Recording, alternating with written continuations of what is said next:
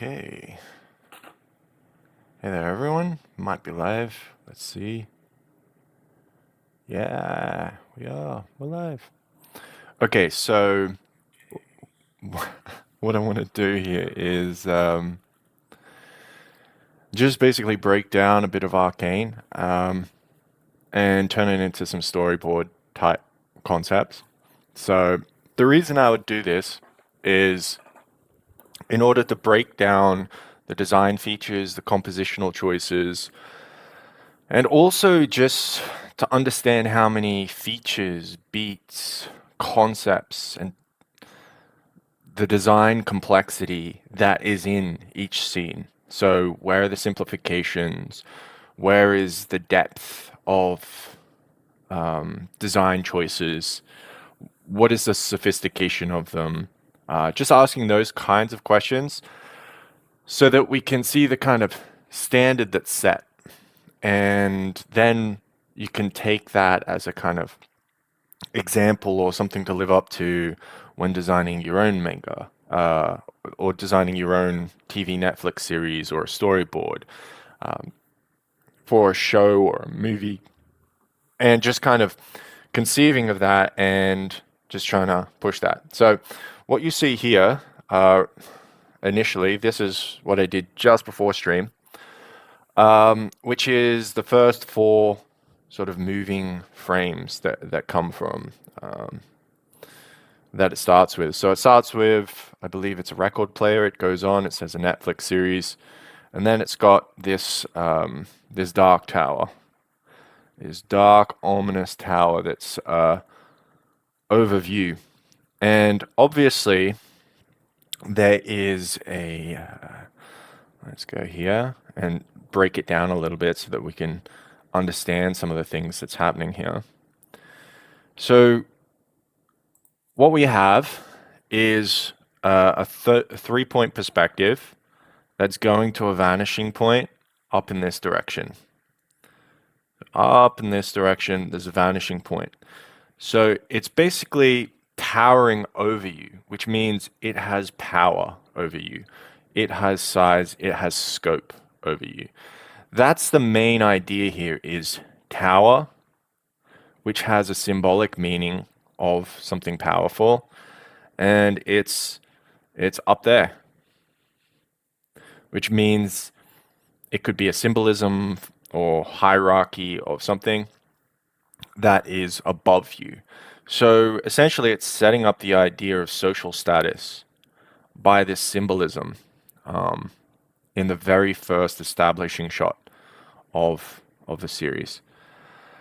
It's pretty dark, so it's not trying to capture you with details. It's just trying to get you with some silhouettes, some mood, and sort of lead you in with a little bit of smoke, a little bit of flare, so that these little smoke particles coming off, it's just a hint at what's happening, what's occurring, that we aren't at the main scene, we're just establishing things around it.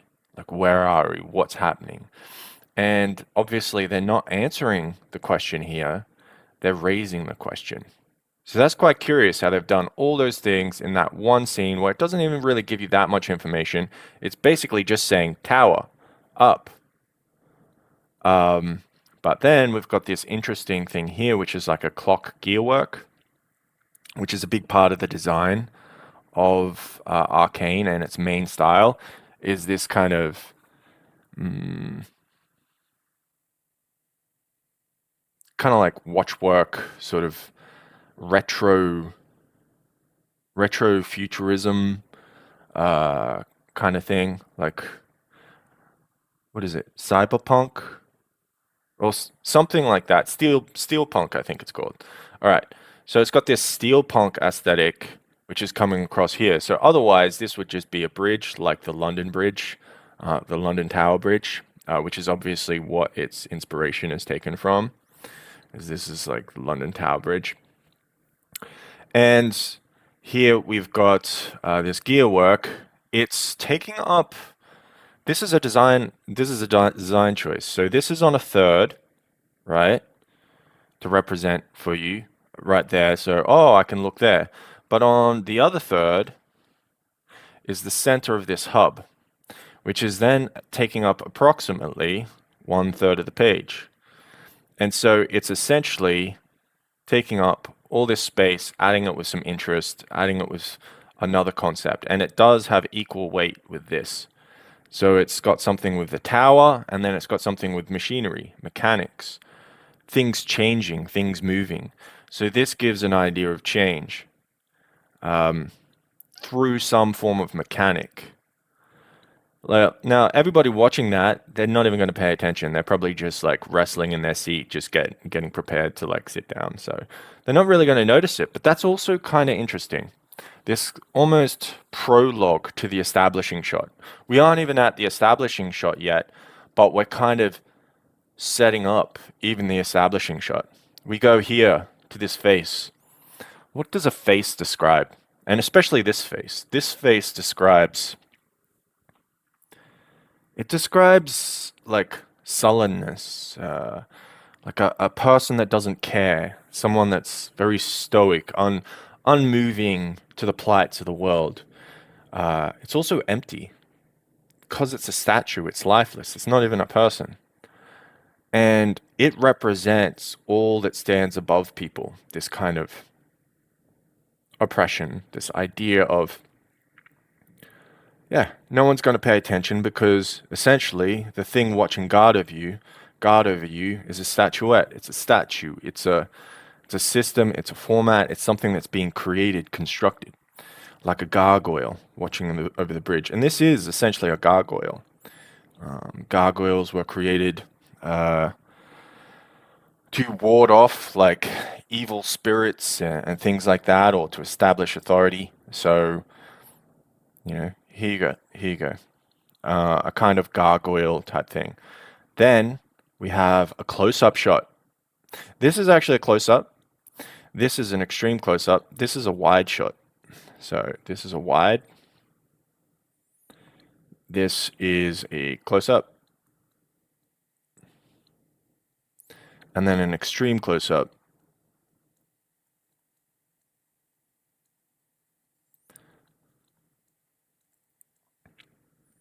Where we do have the idea of this in the background and this popping forward. So this is actually a transition. It's not actually connected. Like these aren't connected to the same pillar or something. Like if we were to put it down here and then show that there's actually like a face here and a face coming out here, like it's not happening like that. Where we're actually looking at something that's going to be on the next slide. We're looking at just something sort of symbolic. And these faces, it gives it a bit of interest. It gives it a lot of intensity. So this is almost menacing. So what was essentially at first maybe just a gargoyle to scare you off is also menacing. It is also actually against you. And here, it's crying. Even though it's a mark, it's dirt, it's whatever. The remnants of something here has caused even this figure that's menacing and doesn't want to see you do well or whatever. And it is crying. To me, when I look at this, I think of the demon in the box, which is an idea that I wrestled with in art for like a few months, where essentially the demon in the box is this box is full of things people can't explain.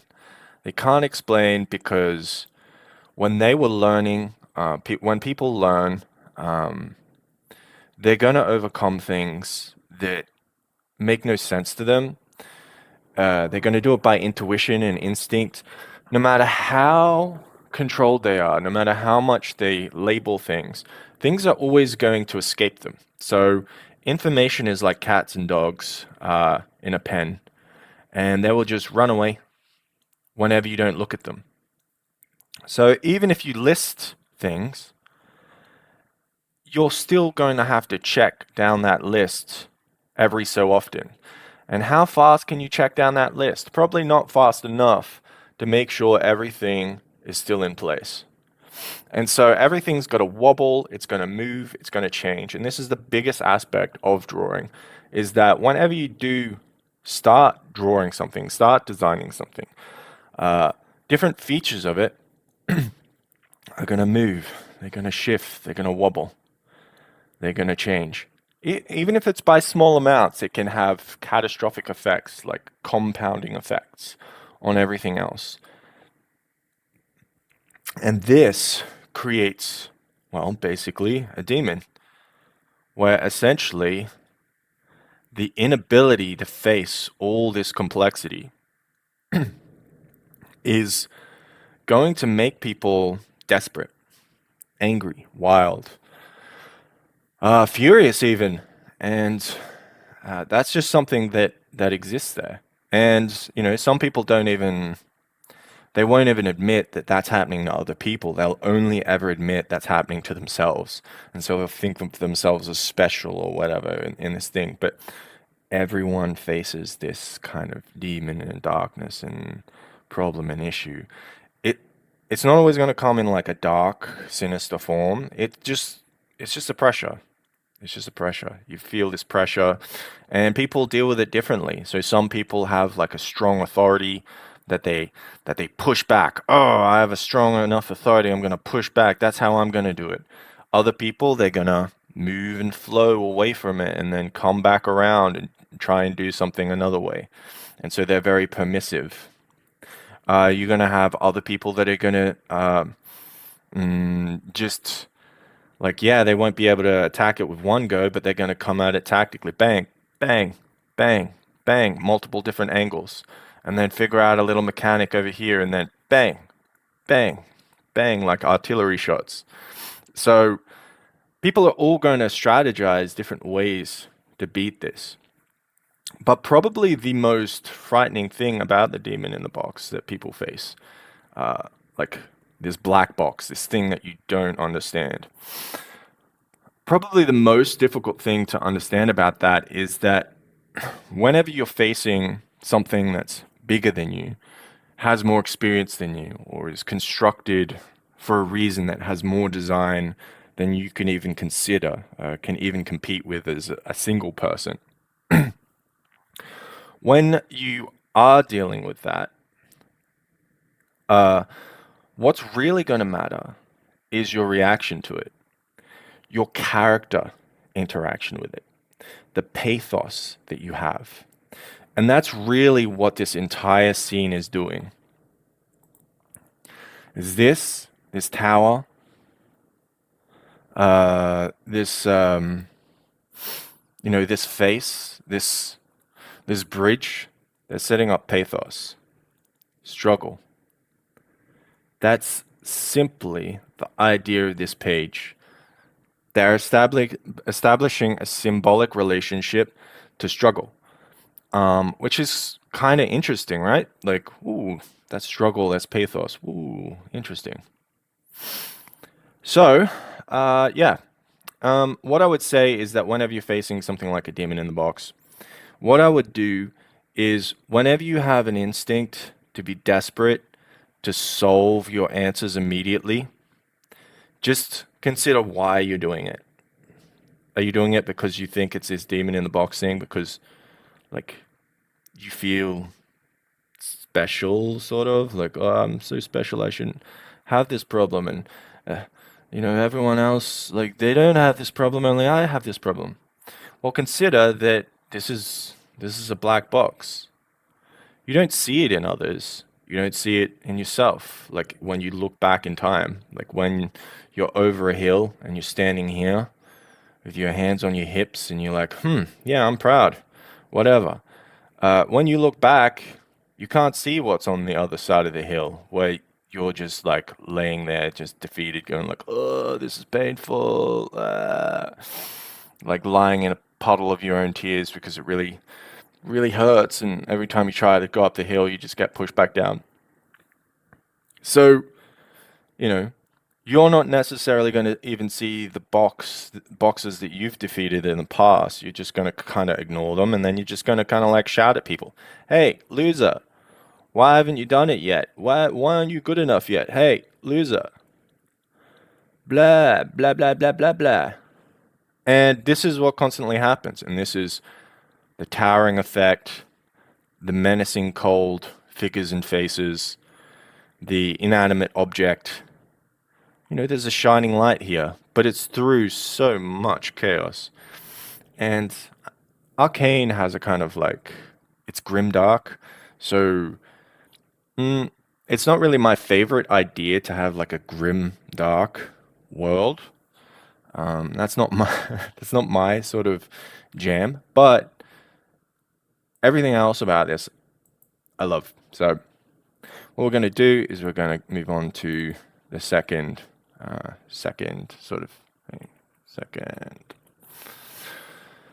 And then I'll try to paint that. Okay, so you're not watching it because, copyright strikes and such. So I'm just taking a look. I'm seeing what the next frame is and what they do. Whoa, they do a quick transition frame. It's really tricky. It's like a nightmare thing. I'm trying to pause on it. Okay. That was weird. Okay. So they initially do something kind of, it's very unimportant or whatever, but they create like this thing where there's like this, and then there's like this, and then there's like this, and this, and why am I doing it in that color? Whatever. Let's just do a round brush. Bum, bum, bum, bum, bum, bum, bum. And there's still smoke or whatever. It's just, I don't know. There's just some ominous castle-like thing that's there for a split second.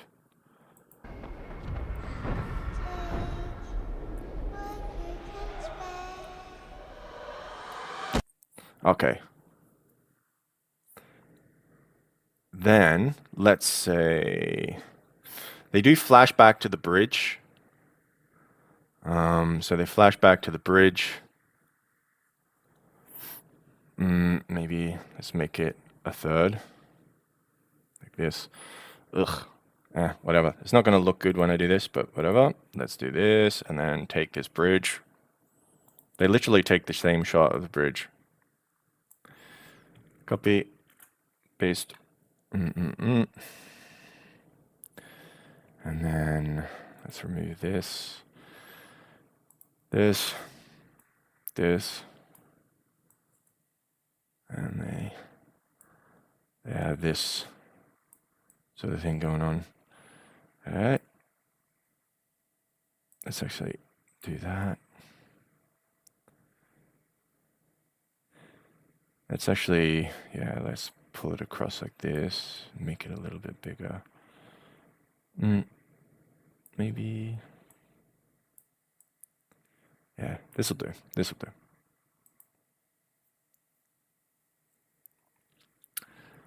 Yeah, put this up here, and then we'll merge to layer below. Maybe one of the things I'm sort of teaching here with some live streams is also kind of the speed, fitness, and force that I kind of use to process things, which is, quite tricky to learn. It's not about the process of drawing so much as it is the internal struggle and process of kind of like the sport of doing it. And you're always going to miss things. You're always going to flub things. But ultimately, we're doing that in order to achieve the goal of better designs. So there's interesting stuff like that. Okay, so then they have a main scene here.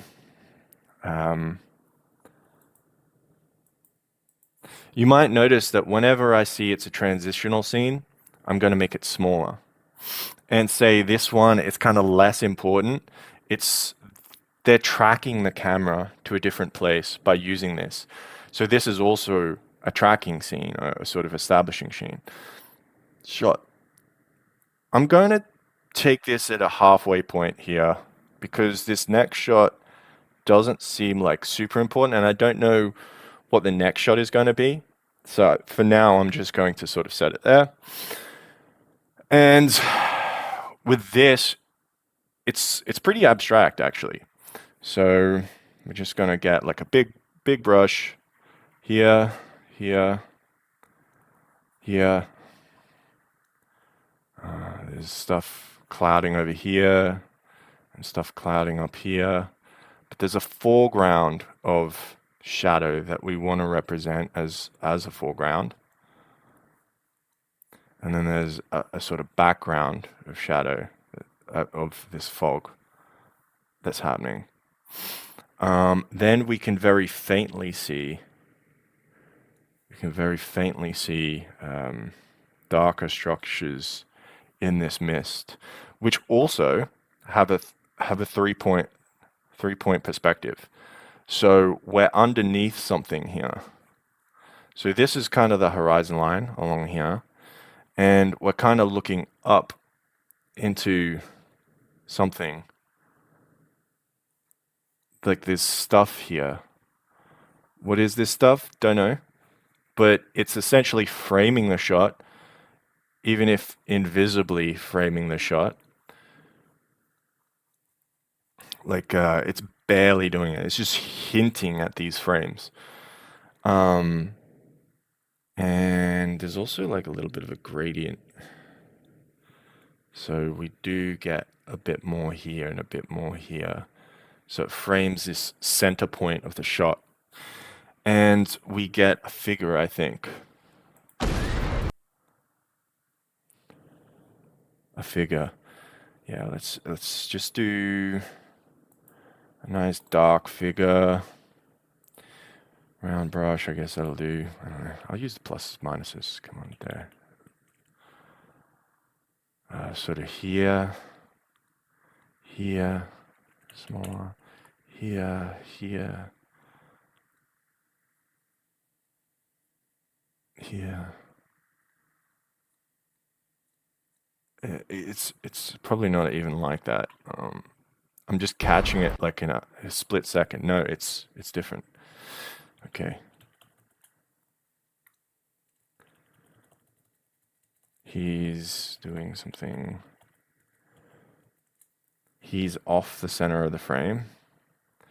This, maybe this and this and this and this, something like this. And we're going to see a kind of, okay, so kind of,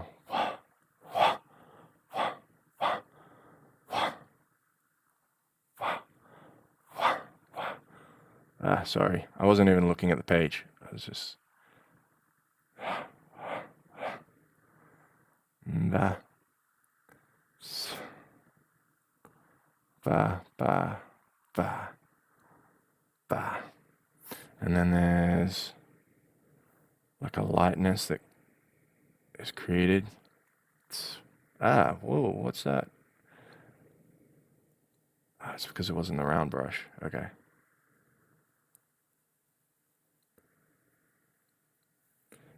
Let's go with pure white. So there's some sort of light that's created from the explosion that travels along and catches like some dust clouds.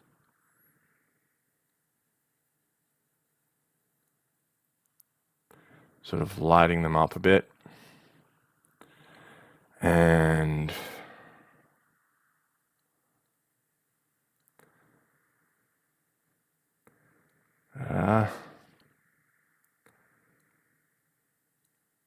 whatever. I'm not gonna capture this like as speedily as I'm gonna like whip through this anyway.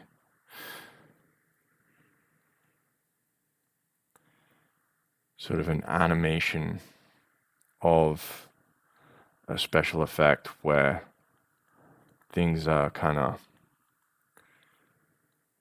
exploding.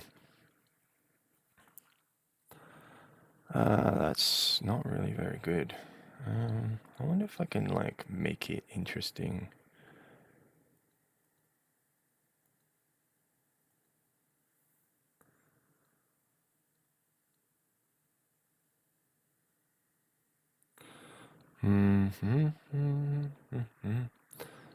Totally not necessary. Totally unnecessary. Um,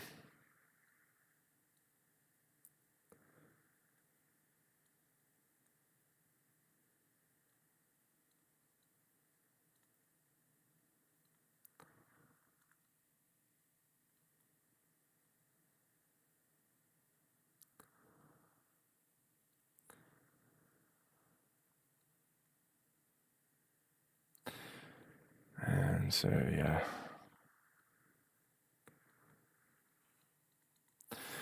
So we got that thing where stuff's exploding.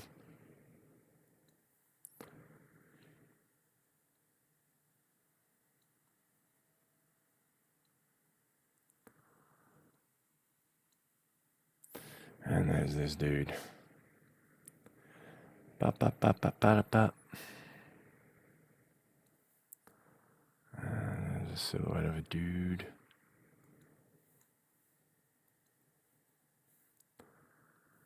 Whoa. Ugh.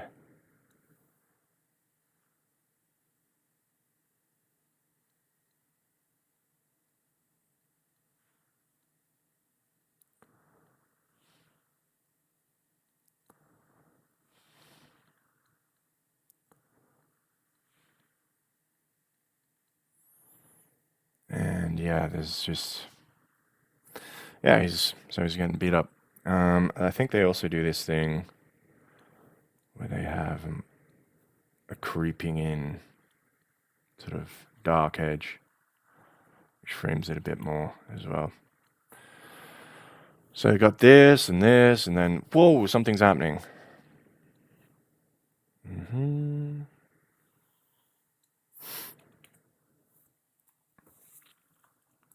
All right, on to the next scene.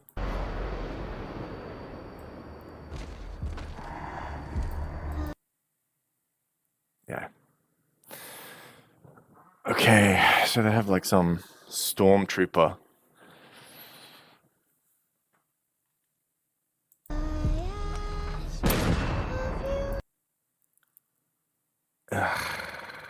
Okay, I think what I'll do here is maybe take a third, and then yeah, okay. It might not work.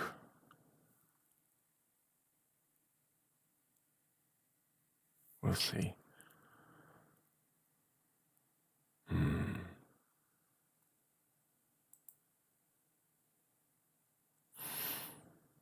be nice if I was. So with these things, you can't spend time on them. So it's kind of a limitation. All right, whatever. Let's go. So we're gonna go here, just like a third.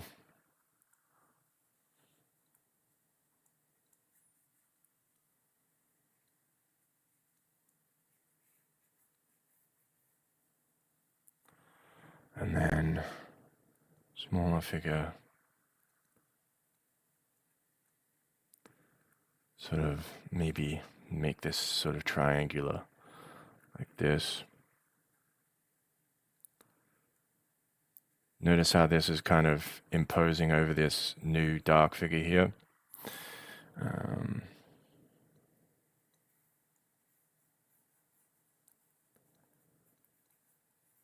That everything's happening in smoke. But not this. And so there's a harder edge to this guy. Which he's got a gun.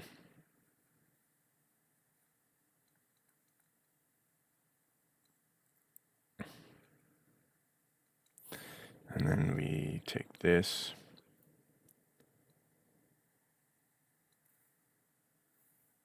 Whoa, that's way too small for this canvas size. Let's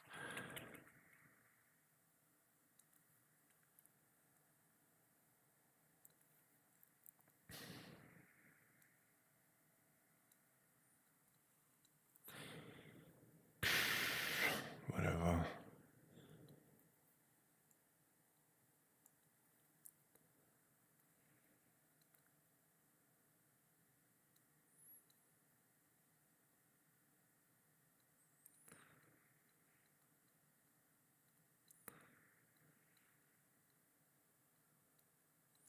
Bit of a skull feature in the face. Obviously from gas masks and such.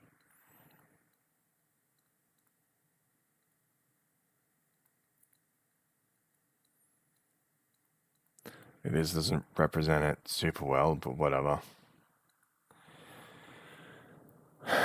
Yeah, so this kind of thing, whatever.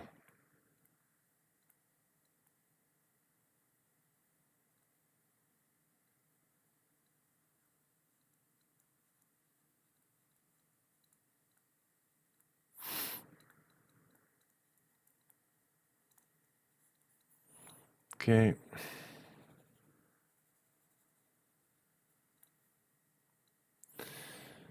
And then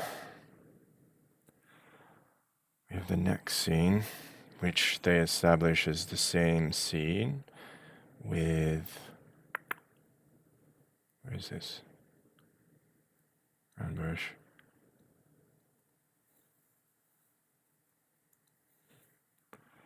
Establishes the same scene. This similar figure thing. Similar setup.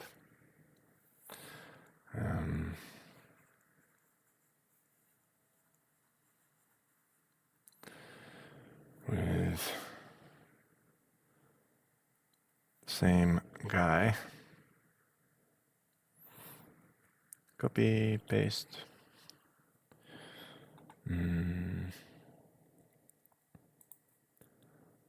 Gonna move it. Uh-oh. Shouldn't do that.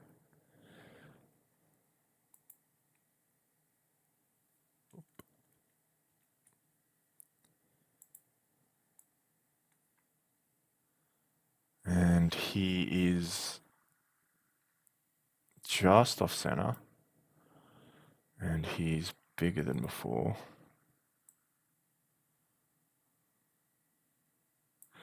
To show he's gotten closer.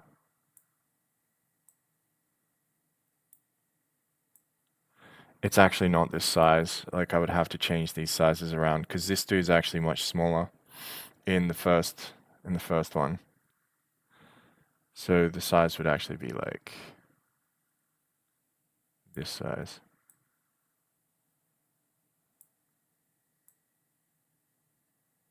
While this one, if I go back,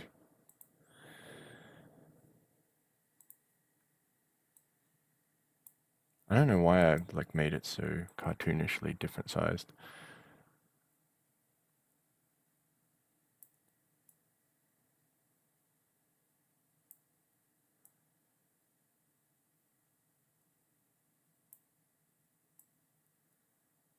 Okay.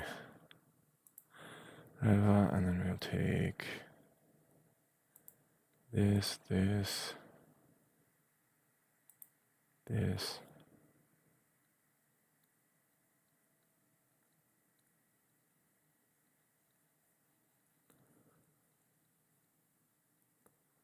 Whatever, something's happening, right? And there's this. We get to here, and his gun disappears.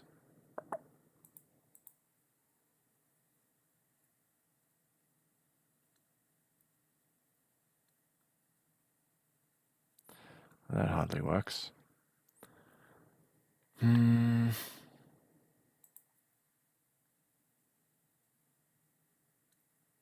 Because it's on a different layer. Of course. Merge. Labeler. Okay.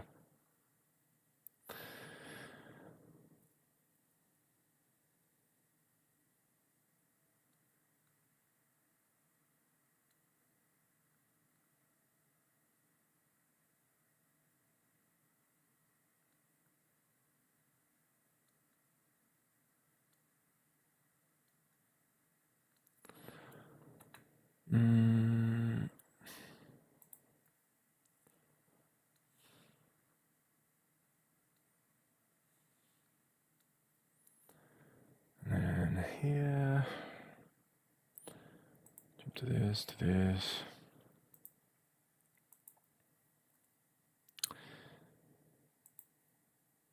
No.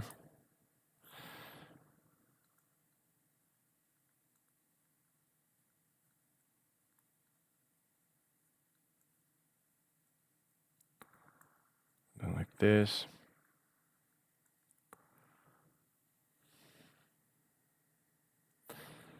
And wow, it's kind of hard to describe this. But as the flash comes up, let's create a flash.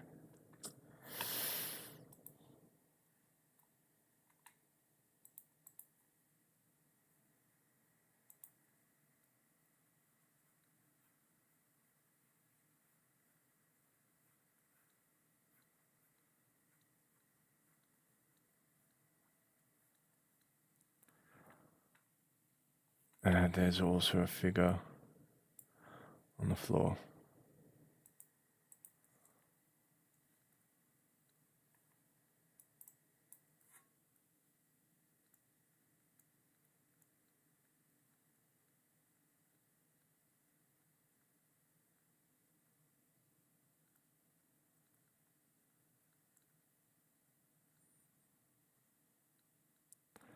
And he's turned, I suppose, like his face is turned.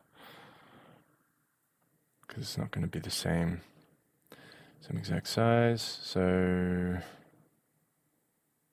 just paint with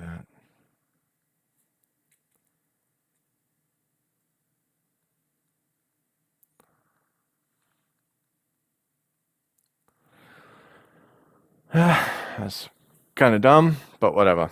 So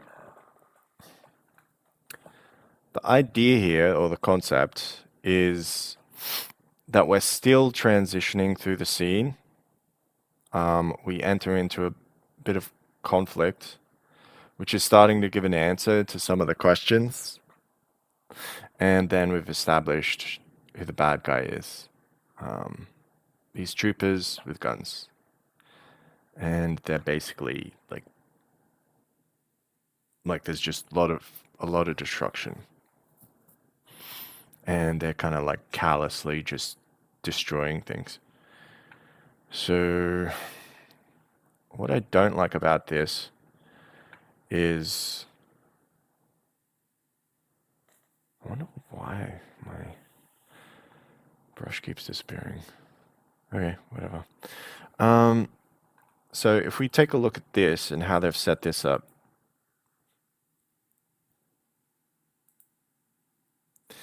does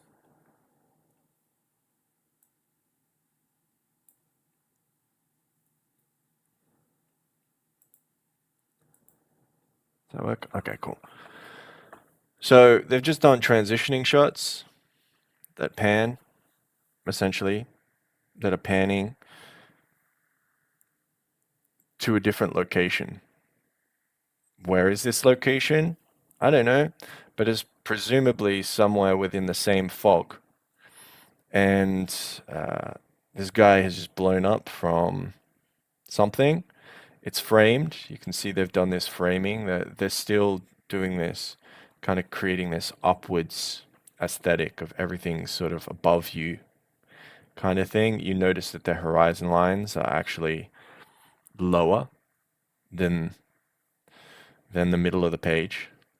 So they're establishing that it's a pitch up kind of deal here, where everything we look at is kind of pitch up.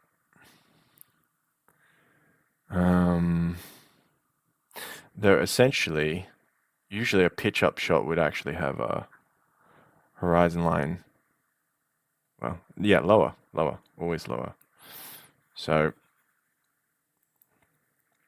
they're always establishing this horizon line quite a bit lower than the midway of the shot. Here they kind of did this thing where they created asymmetry. So this is like thirds and stuff. This isn't necessarily a third. This is taking attention to the front of the page, but they're kind of like splitting the attention between this and this. So it's kind of like a bifurcating, sort of separating concept here. Like the explosion is separating him from like where he might otherwise be. So it's establishing an imbalance from these explosions, right? Which is interesting. It's very interesting design to have in your composition, that you're essentially making the center line absent and you're having things radiate off that, while everything else frames this quite broadly. Like it's really broad sort of framing that's happening there. Um, then you have someone coming from the distance, very moody. You're kind of making them take up maybe a third of the shot. The top is just smog. The bottom is a figure that you're going to be using later. Use this. They actually track out, and this actually looks like a clump of bodies. You can't quite see that it's a lump of bodies, but it looks kind of like a clump of bodies in its shape design. And yeah, this guy very casually just blasts this guy down on the ground. So he's just he's actually quite calm. He's just chilling, moving up. Oh, sees this guy from before. And if you'll notice, they set up the idea that this is the same guy by just having him in the same position of the shot.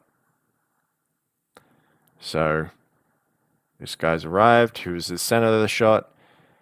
He's come to the side of the shot, and then he like goes bah, which is also interesting. They've kind of set up this pacing too, this kind of like beat, this kind of like beat, beat, action, beat, beat, action. They're kind of setting up this pace of like do do poof, do do poof. All right.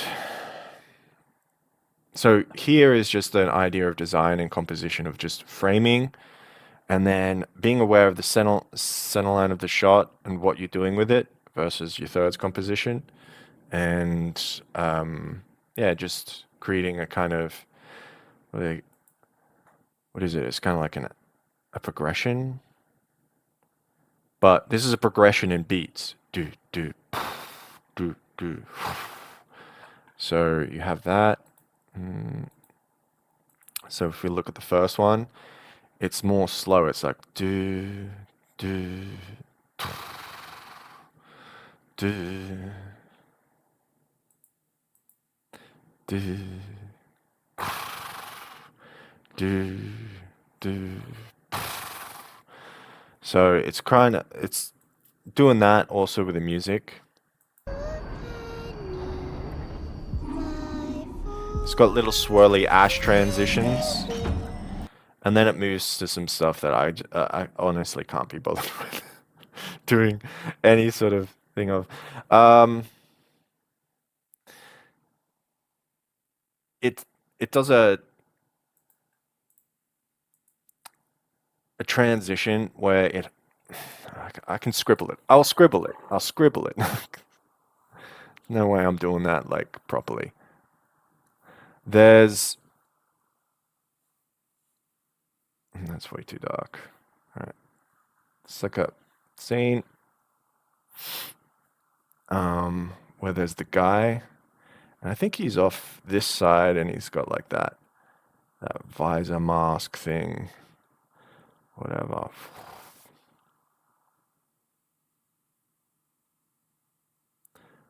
And let's just make little skull design homage. Not gonna go too much into it, just you have like a dude with shoulder pleaty stuff. Bop bop. Bop bop. And then we'll just make this a kind of like, yeah, there's probably an arm here, and it's probably like a swagger two-step, whatever. And we've got like over here and over there, whatever. And then we get to a next shot, and there's a similar thing going on. Same guy, but it's swung over the other side, a little bit closer in. I don't know. Let's just go skull right away, whatever, skull. Like a little thing that comes down like this. Bap, bap, whatever.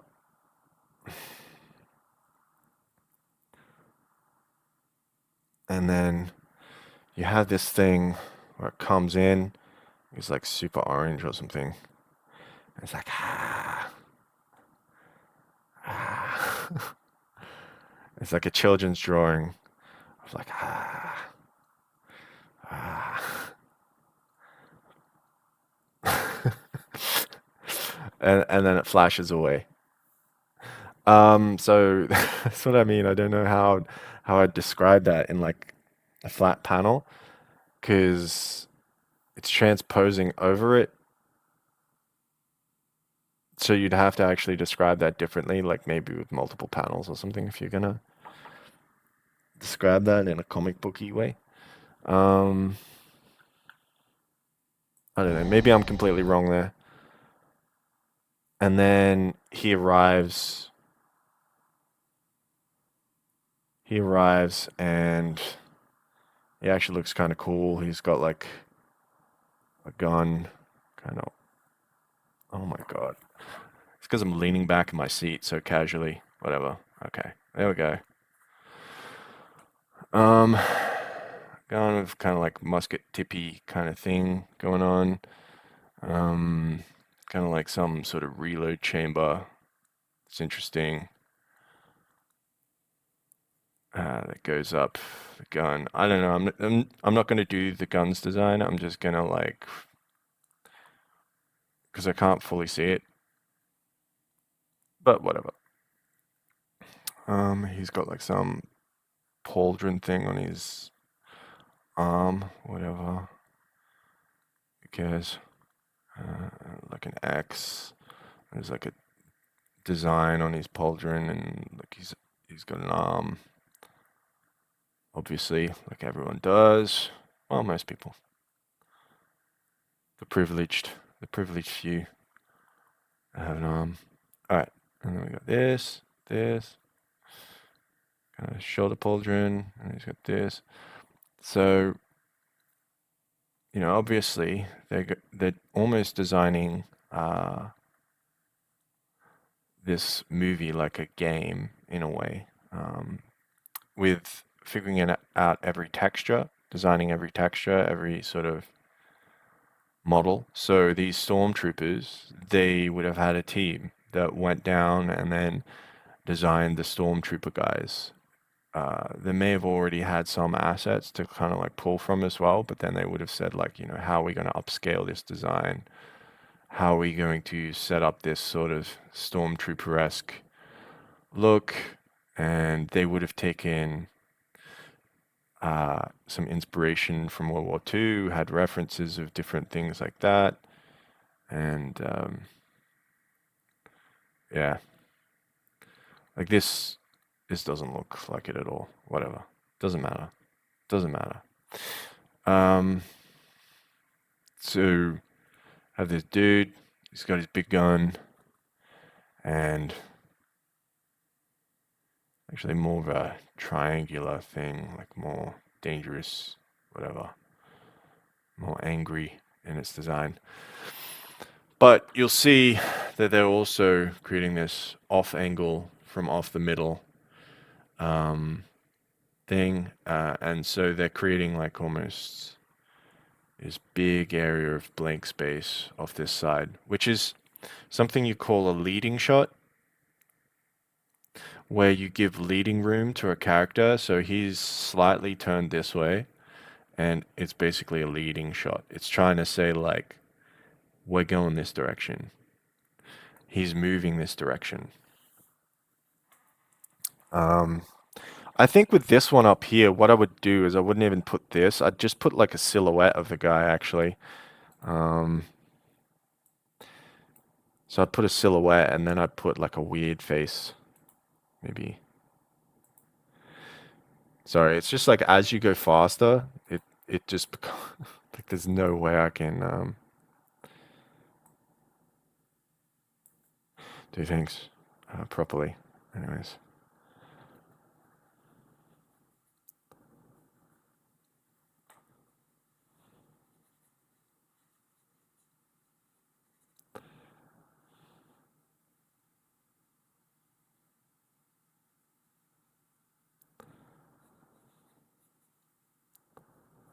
there we go. Right, and yeah, in order to read like different forms, you kind of have you have to establish what that back form is, and then what that front idea is. If you're going to layer them on top of each other, they can't be like a dissonance in any of the forms because it has to be really clearly distinguished even behind the thing. So like having a crazy scribble mask over a face, transposing, you can do that, but you have to have a really clear form behind it in order to show that this is intentionally a different form that's plastered over the top. Um, but yeah, they do this kind of thing like this beat, beat, beat. Um,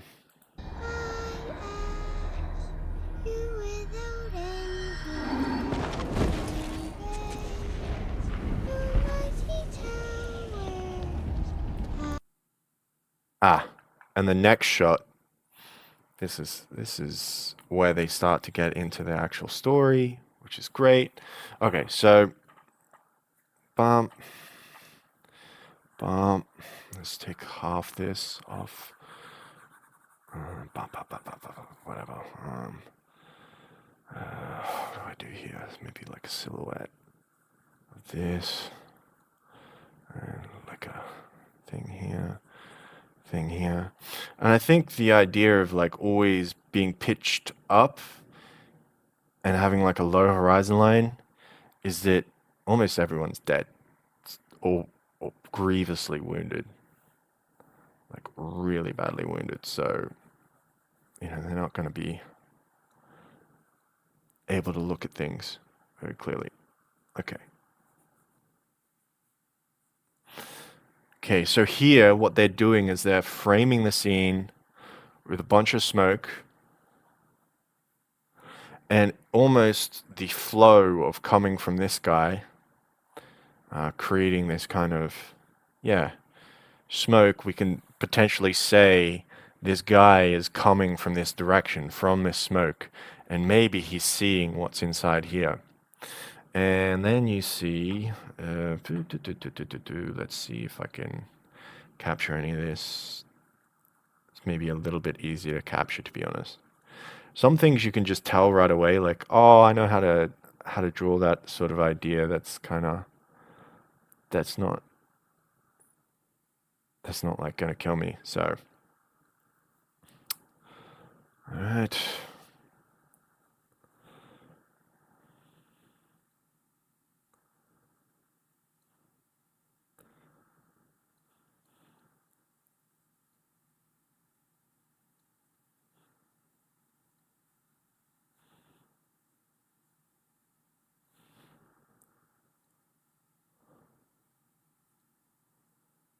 Okay.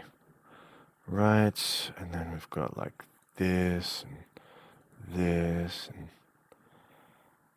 lots of tiny stuff going like web. Wait. All right, web, web, web, web, web.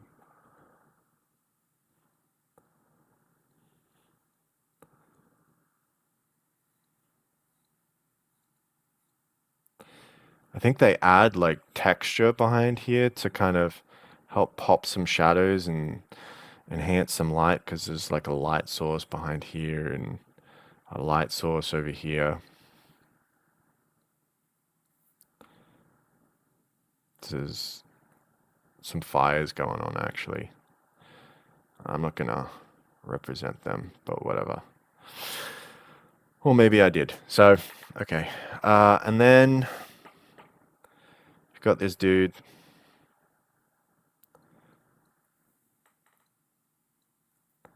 Got this dude, and yeah.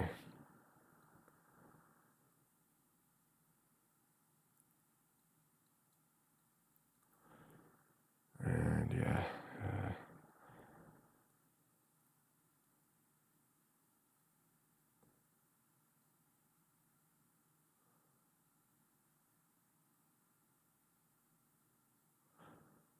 He's messed up. Like his neck. It's like out this way and down this way, and so he's not in a comfortable position. In fact, he's probably gonna. But it's the first time they've clearly shown like someone up close rather than silhouette. And this person is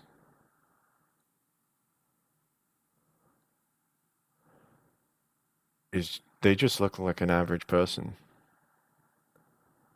Like they're not wearing, or they don't seem to be wearing anything particularly like warlike. They just look like a citizen or something.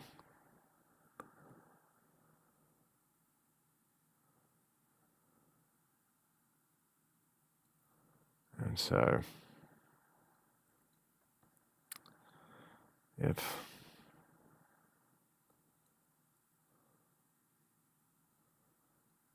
and so this is actually darker, so let's go here, here. Whoa, whoa.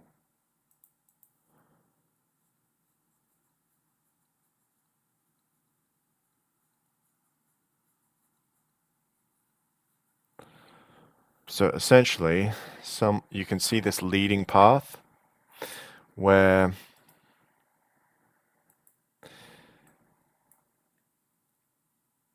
you can see them tracking through this way.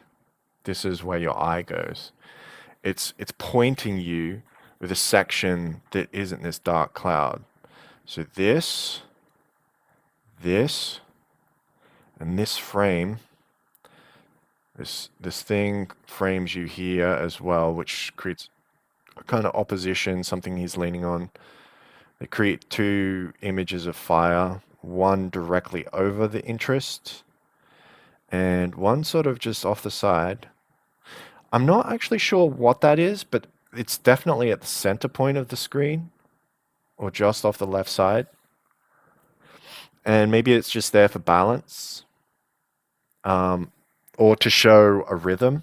So like essentially, yeah, there's going to be fires everywhere is essentially what they're setting up, but you can't see because of all the problems. So they're potentially setting up a kind of a continuity idea here where your psychology is then thinking there's a line. So creating a kind of line or the horizon line or whatever.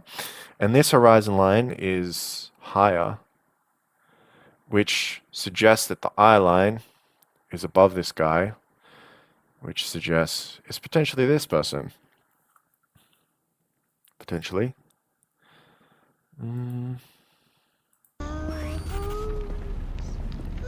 Yeah, they do a shaky cam as well, and then they go in close to his face.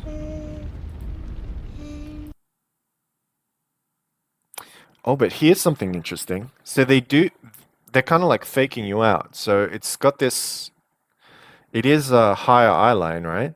But you notice it's not quite like an actual high eye line that would be well above this guy.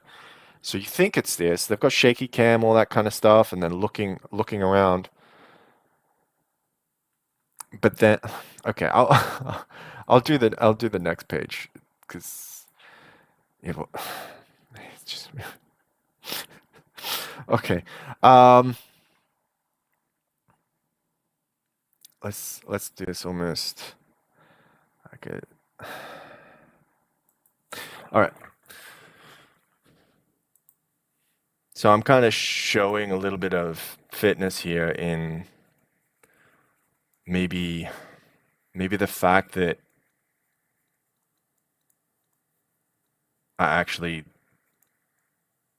do a few of these things rather than just stopping after one or two. Anyways, we want to establish this thing properly, which is the slope thing with the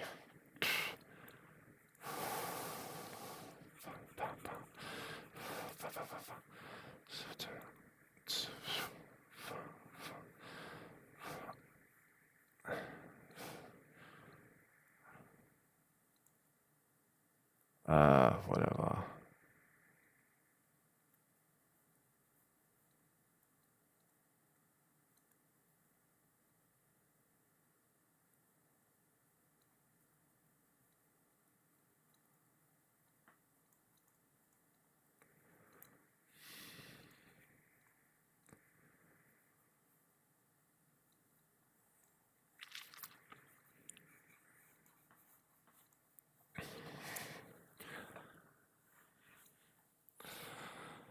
Okay, can I get that scene? Can I capture that scene?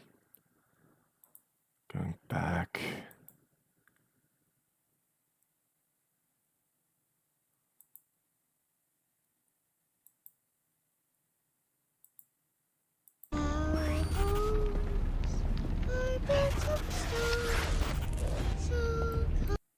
Okay, here we go. There we go. And then we've got this thing. Okay, it takes up 2/3.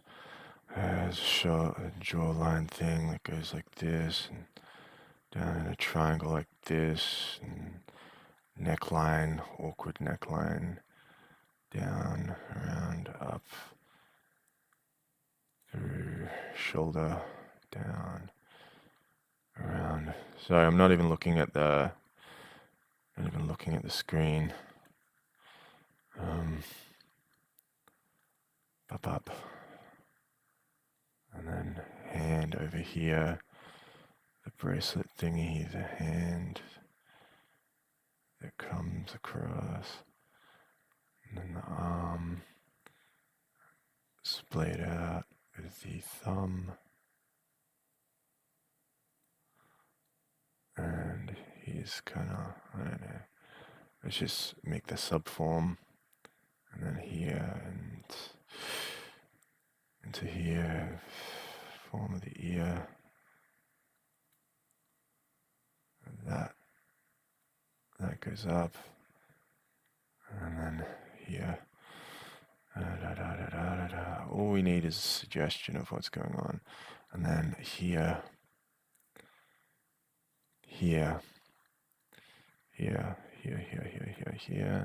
and then we have a flame happening behind his back. Everything else is in darkness. There's some designy features of trash. That's elbow over. I need to elbow over on that.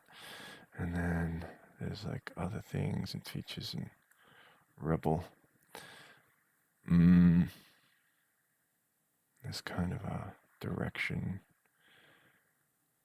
And there's just lots of paper, honestly.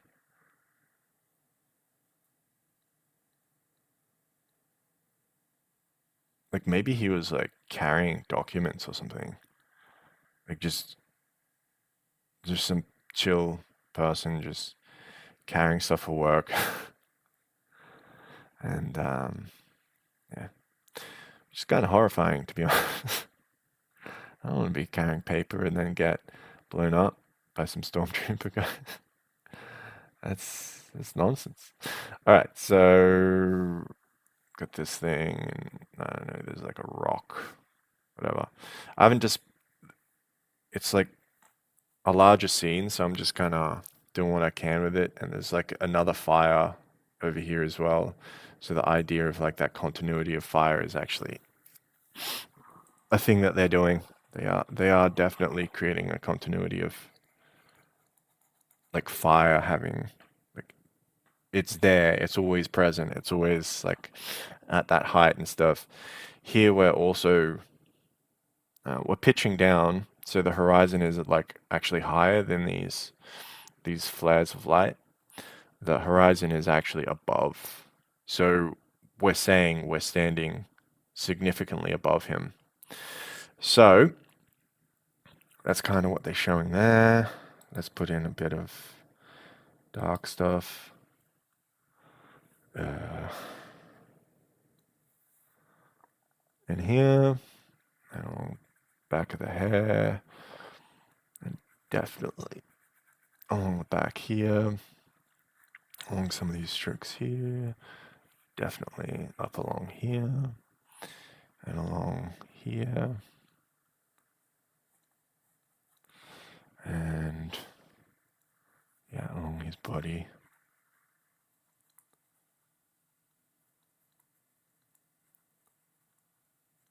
Even on his arm. And yeah, a bit behind these papers and stuff. So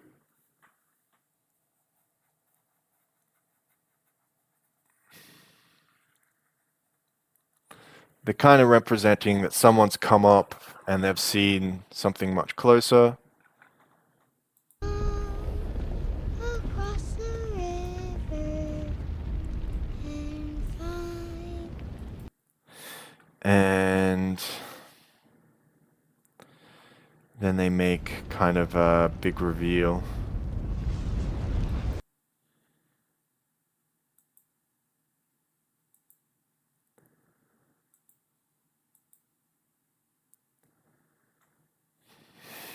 I'm not sure how to show this exactly. Maybe I'll do it in a transitional shot. I don't know. Let's try that. So we go here. Maybe it's a smaller one.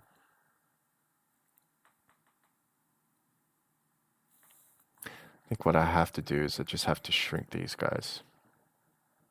They're just so much less important in the scheme of things.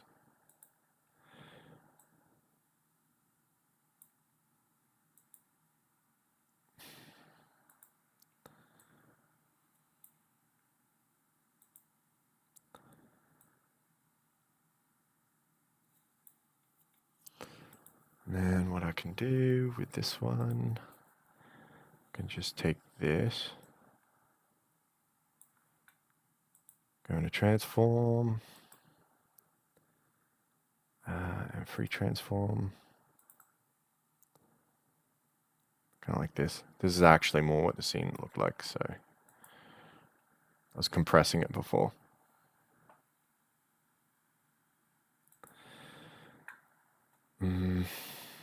So I'll take this.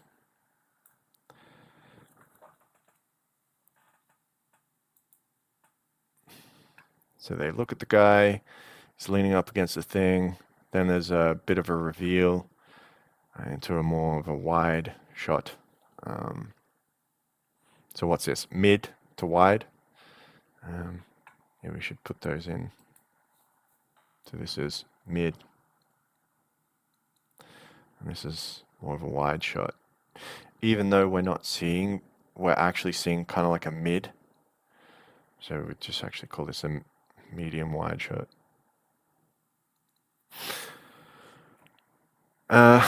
So there we go. Then what happens in the next scene? Let's go here, like maybe like this. because we want to save a reveal. All right, so 1/3 is just familiar wreckage and stuff. So, okay, what I'm gonna do is I'm gonna take this, and I'm gonna take this part here, and then I'm gonna copy, paste, and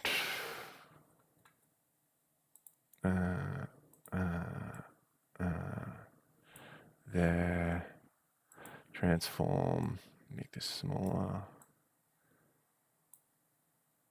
something like that, and then I'll just create round brush of this, this, this, this.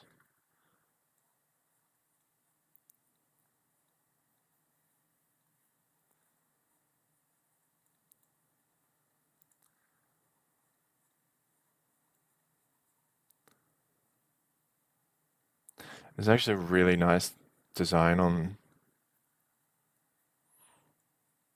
on these characters, but I'm not gonna capture it because I just don't have the time. Maybe I'll try to capture a little bit of it, whatever. So here, like just like some strokey language sort of thing.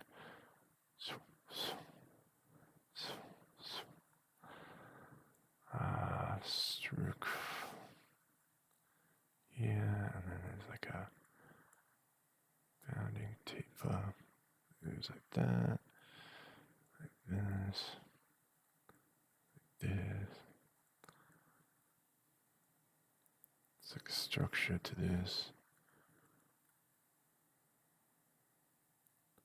Like some belt sash thing. I don't know.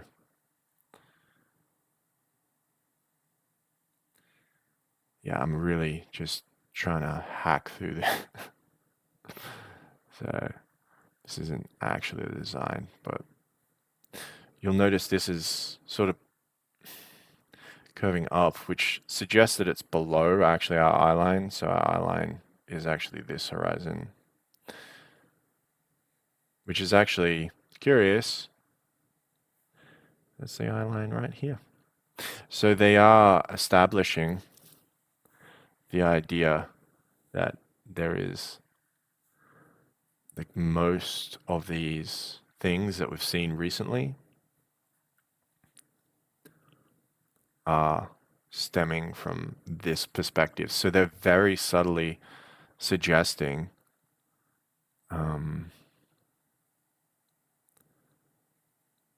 something here, that we're viewing it from this person's perspective. We're not viewing it from the perspective of this bigger person in frame. So it's kind of interesting how essentially you don't need the main figure in the frame to be the protagonist or whatever, because you can set that up just with the eye level. So the eye level here is just being used in order to draw attention to the character. And then they've got some pipe folds going along, and probably similar things along here, whatever. And they've got like just a bunch of dirt and stuff. And they got more character details here, like features of hair and stuff. So most of the interest is just pushing off frame, which is a very interesting way to use perspective. Like this here, they're obviously making him less important. They're pushing him off frame. He was on the frame before, but now he's not. So he's less important. They're looking into a void, into nothing, and then they're walking past it. Like, isn't that interesting? Where it's pushing him further out. She's off center, so it's not even saying she's the subject. And then, but what is this? And that is actually where our eye level is her. river and find And then we get this scene where she's about 2/3 all the way up. Yeah, let's do this and just do a thing here and do a thing here and do a thing here. Whatever. It's like I can't create like the full shot because yeah, it's just this one isn't the most important shot anyway.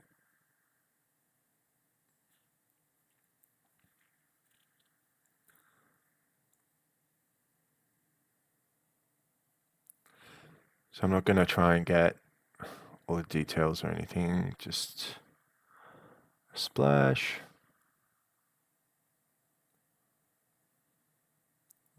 There we go.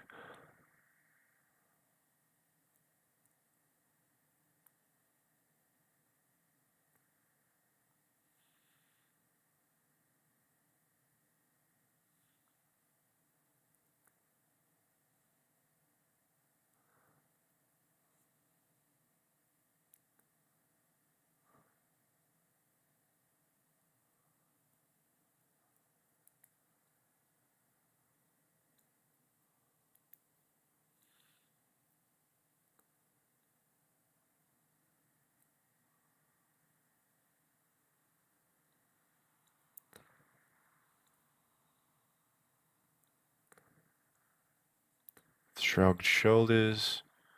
Shows like fear and anxiety. You got like here, whatever.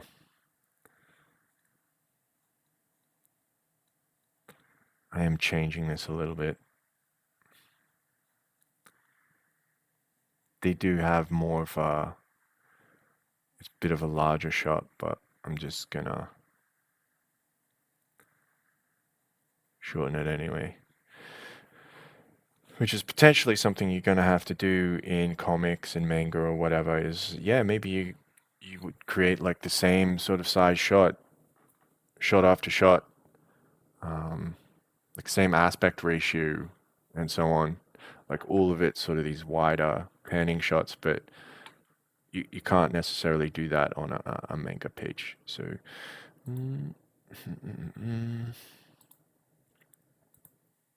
yeah. I like this is dark. So is that. So is this side of her hair, which is actually pushing you in this direction with shadows, like you move from sort of shadow to light. It's kind of dirty. Whatever.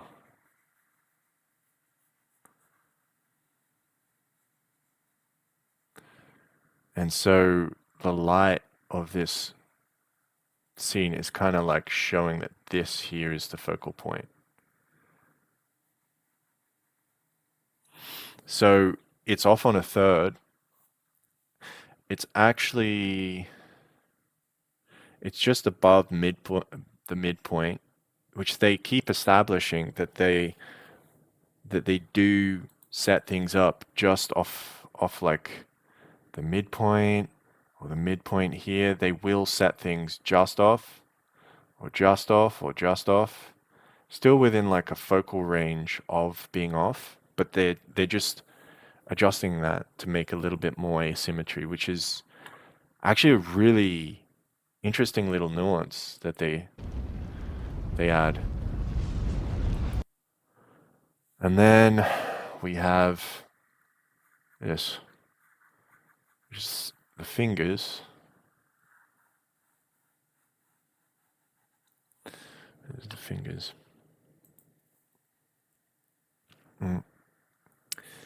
Should make this bigger.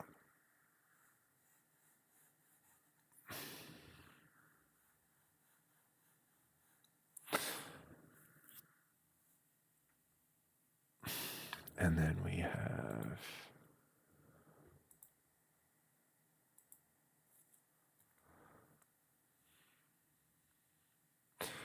it's actually interesting that they do this composition off the midpoint of the thing again. The body at halfway, it kind of comes off at this angle. We've got that. This comes down at the midpoint to here. They've got this set of lines like here and here and here to here, here. They have this kind of like upshot on the top lip.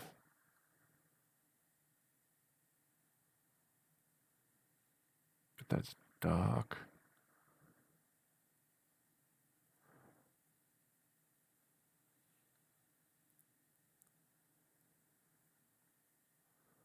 And then they have like hair, whatever, whatever, whatever.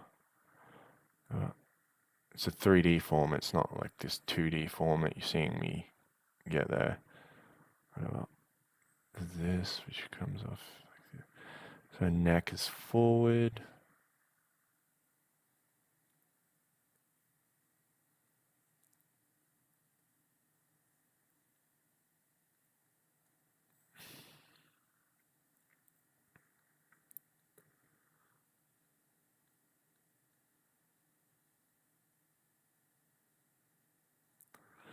Oh my god, I just make that look like the ugliest thing ever. But whatever. This, this, and yeah.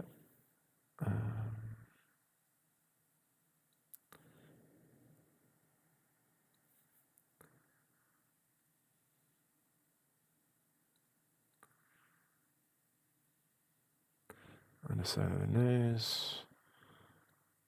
Thing. Oh.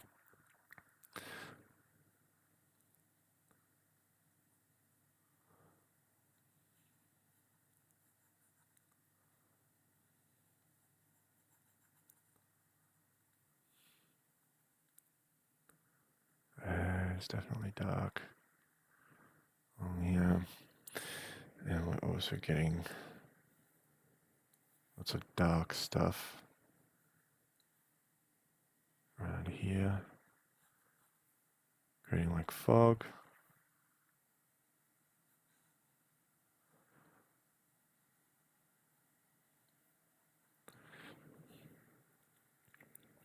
And there.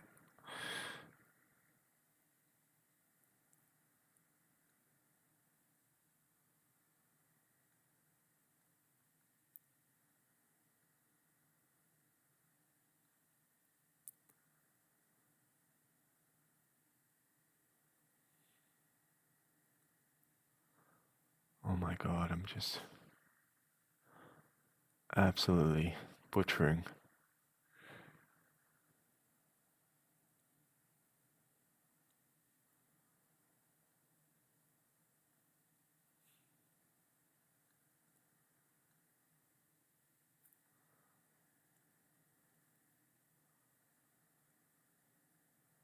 I don't even have time to like measure, so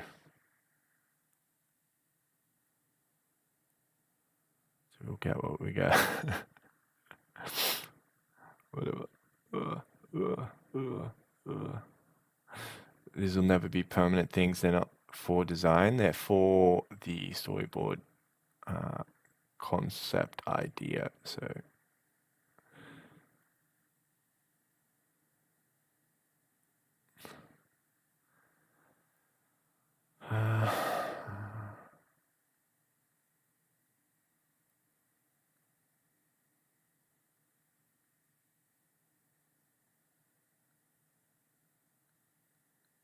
that is horrifyingly bad. All right, look at this.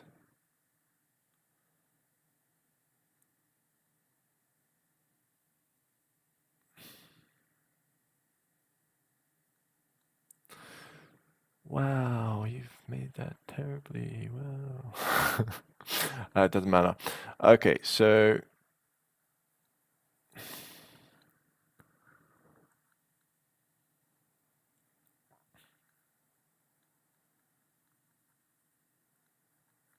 sometimes things are just functional. So whatever.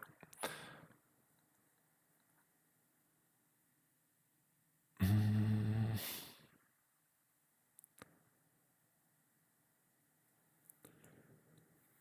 I will at least make an adjustment that might make it a bit better. So whatever.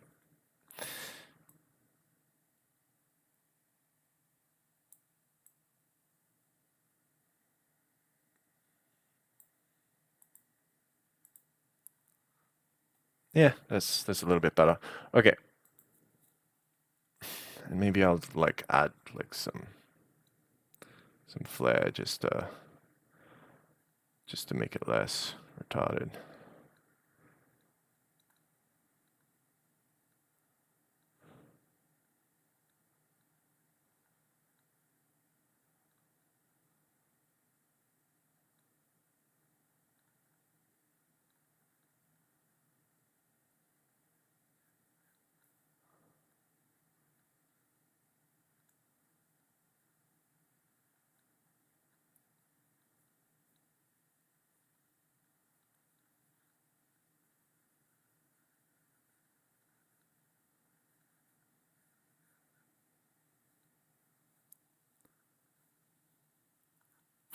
Okay, cool. Whatever. Um,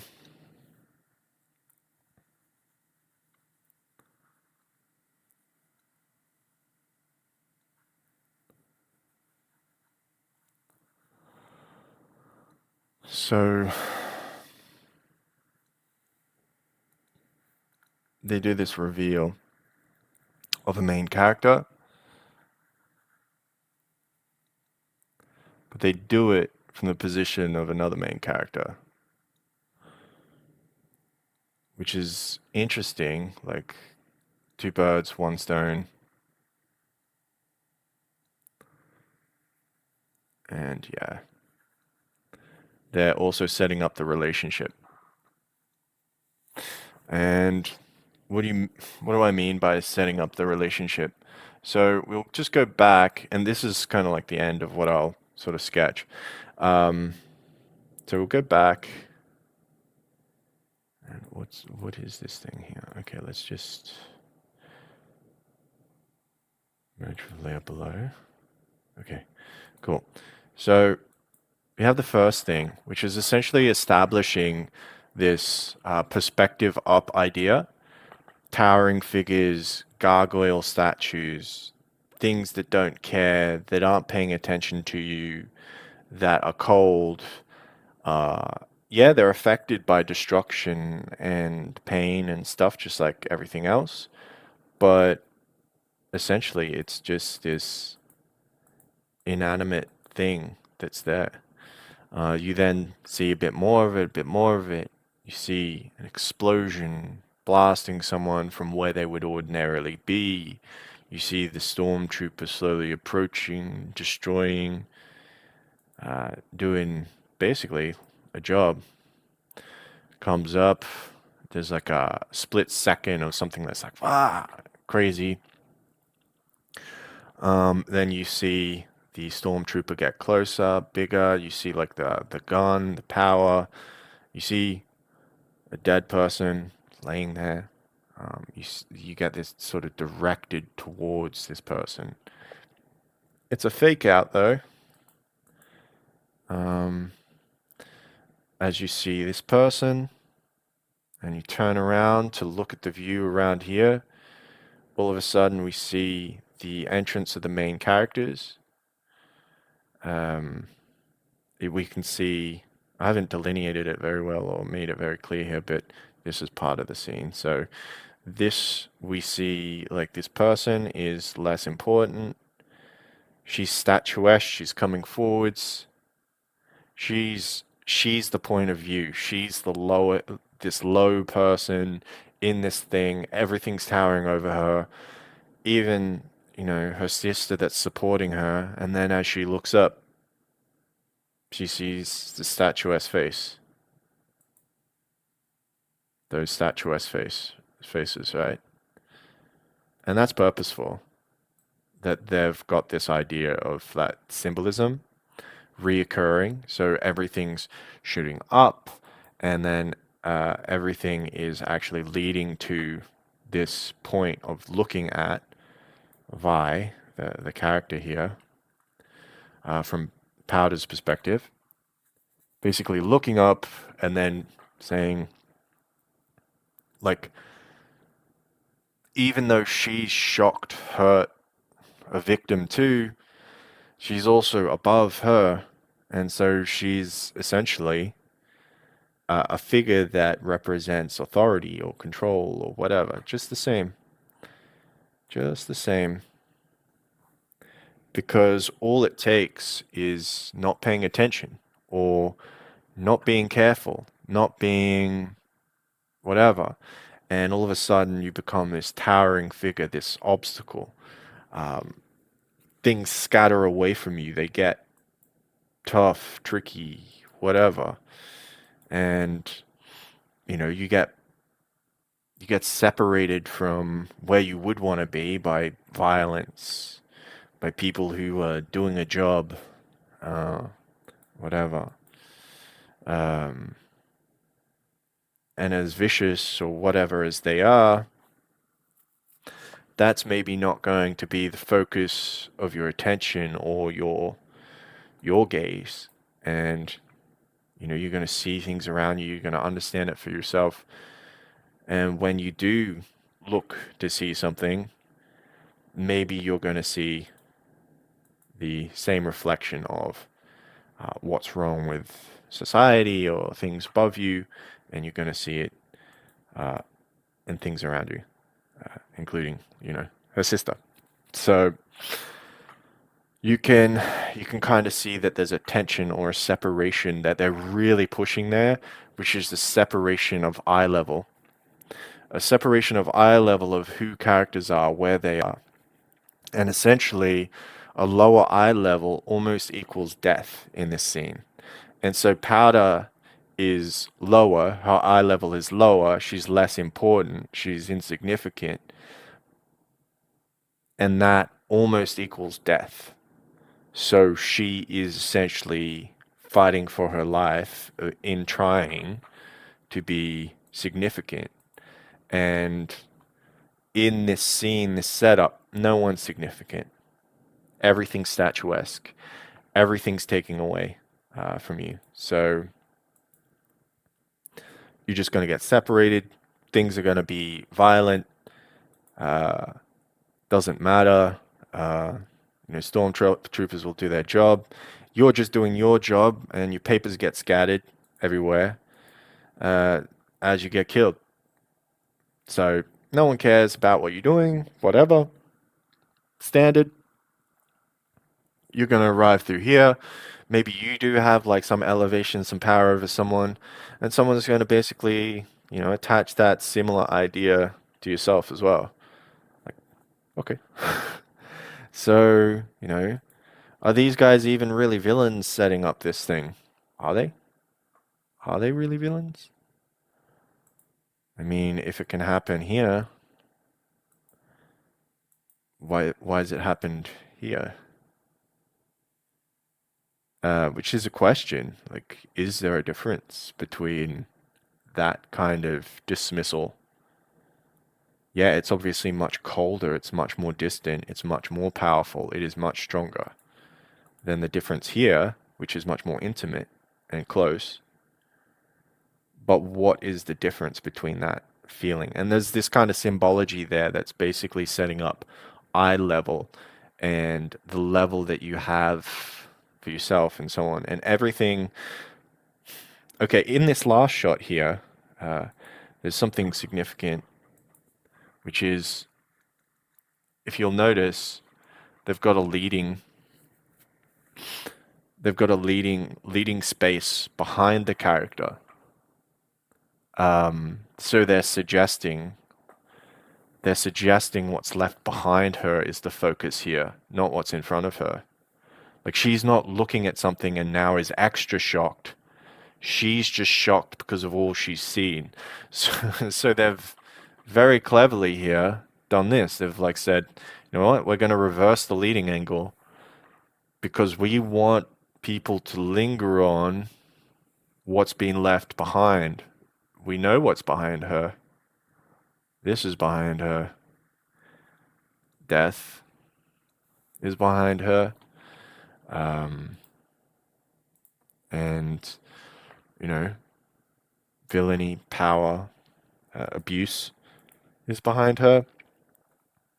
People thrown, like their worlds upturned, and coldness, things towering over her, and so on and so forth, is also behind her.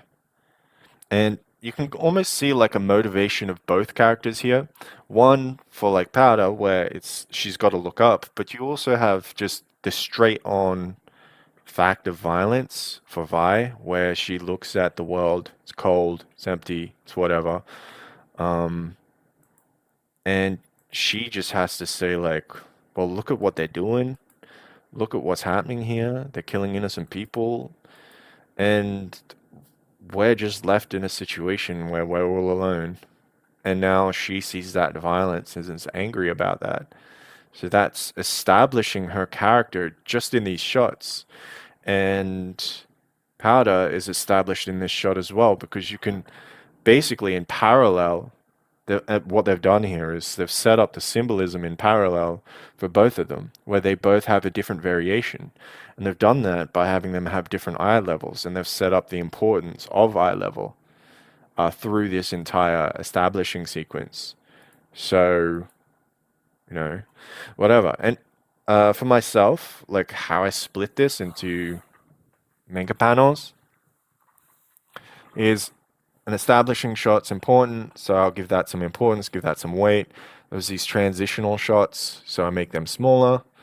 Um, there's, you know, another establishing shot, so that's going to have a degree of importance. This here I haven't designed well. It would need reorganizing. You'd need to figure out how you're going to design these two and how this is going to display. This is probably going to be the bigger one in actual fact. So let's do that actually. So if I take this, well, let's deal with these ones first. So these ones are going to shrink like this.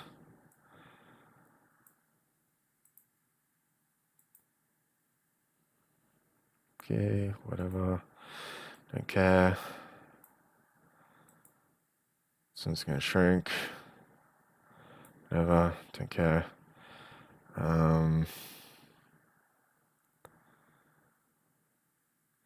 So you can maybe have like a third picture in there.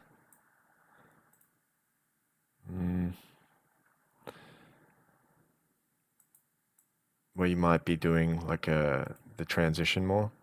Okay, like giving it more detail, more thing, more effect. Yeah, I think a third frame in there would work. And then here, da da da da da. We'll increase this like that. So this one's the most important of the frames, so you'd want that to be the biggest, which is basically saying people are thrown off, there's chaos, there's danger, there's death. This person comes along and then shoots them again to make sure that they're dead. So there, ba ba ba ba ba, and there, something explodes, person walks along, you see this person arrive, they're big, they're powerful, and then the most important thing is this one. Potentially, you could have this on a page of its own, and then this coming in on a different page because we're essentially leading into different people. So you could think about organizing that differently, and then have that first scene like this or whatever, lead to this, lead to this, lead to this, lead to this, and then you could end that page, and then you could start the next page with this, where they're doing a page reveal, where they're turning it over and it reveals this. Or you could have it in this setup as well, which is just a small transitional thing. Especially these sort of mid close-ups, they're so good for like these smaller panel frames because you're going to be getting a lot of detail on them, but you can make them smaller. You can make them a transitional thing, which is super useful, and why in dialogues you would also keep like these mid shots or even closer shots. While this sort of medium wide shot, you can fit all the information in quite nicely, just even up in this panel size here. Obviously, I'm doing this in a square. It's not even in like an actual rectangle. So you'd adapt it to whatever you're doing. But you'll see that I do things kind of sometimes in thirds. I think that's a good rule, is you just kind of, you can split something in half, you can split it in thirds, something like that. Do about 5 panels, 6 panels, 7 panels, whatever, 4 panels, 3 panels. But the less panels you have on the page, the more you're highlighting the importance of this exact moment. The more panels you have on the page, the more importance is on the transitions. So some of those panels are definitely going to be transitional panels. Like we have here, like 1, 2, 3, 4, 5. And these are essentially beats. Like,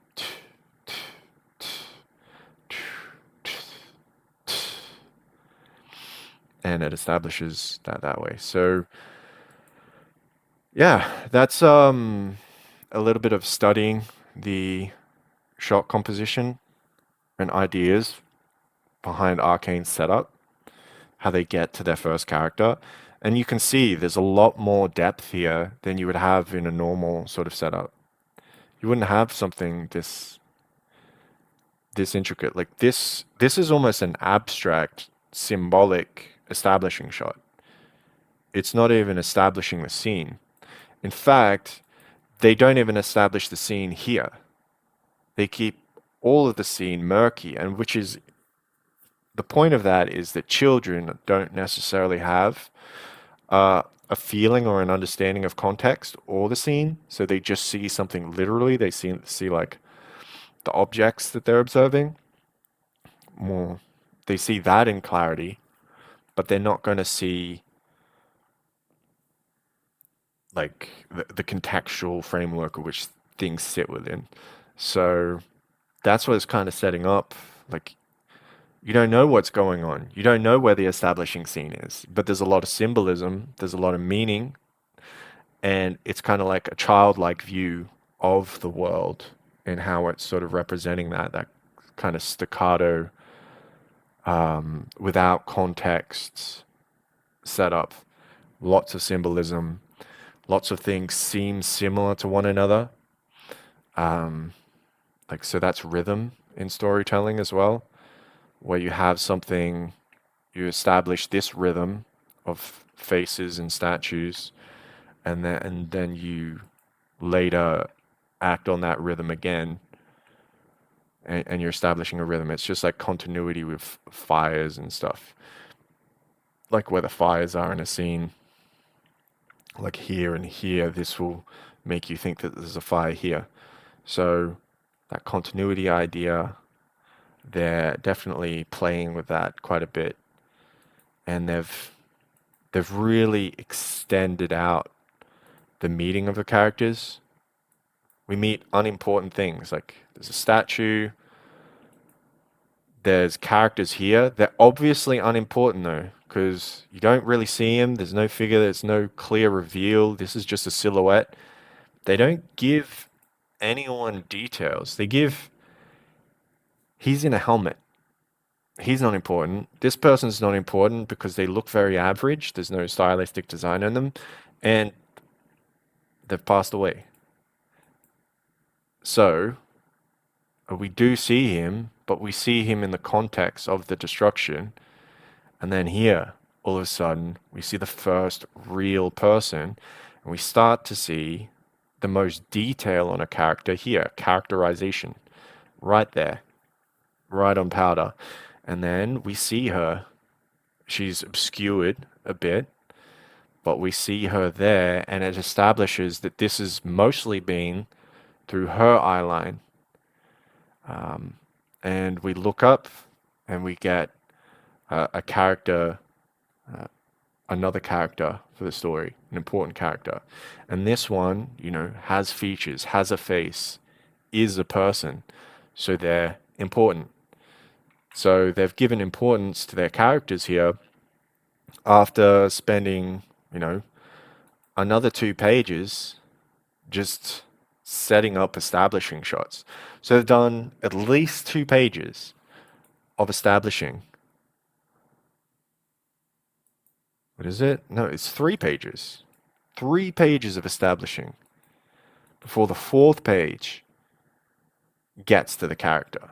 So 4 pages are used just to establish setting, mood, symbolism, and they're setting up the idea of the character with the symbolism. So, symbolism, above you, statuesque, upset, whatever, cold, towers, ivory towers, that sort of thing. More towers, smoke getting blown off your axis, whatever. People doing their uh, gruesome job. Soldiers, death, destruction. This is all leading to their worldview, and where they're just victims viewing it. And yeah, she's got a 1,000-yard stare, and everything behind her is kind of like stuck with her. While you have Powder who looks up and sees the symbolism as like, yeah, there you go. There's her standing above it. Like she might as well seem powerful to Powder, but she's really powerless in that situation. This is kind of what I also find interesting to understand about like devil in the box stuff as well. Is just that anyone that uh, takes a position of authority, they unwittingly uh, take up an idea of immortality or something.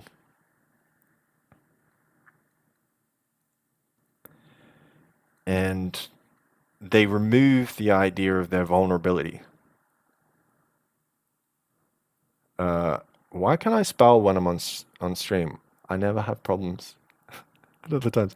Vulnerable.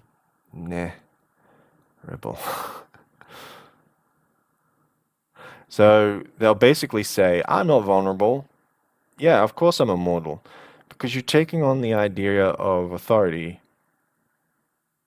But authority has a lot of baggage. Authority has a lot of baggage. It's statuesque, it's cold, it's oppressive, it's, yeah, all this oppression and other weirdness. So, as someone that's skilled or skillful or whatever, you're going to be somewhat oppressive to other people that aren't. Even though you're going to be trying to show yourself as a ray of sunshine. Hey, I'm a ray of sunshine. Woo, yeah, I'm the best.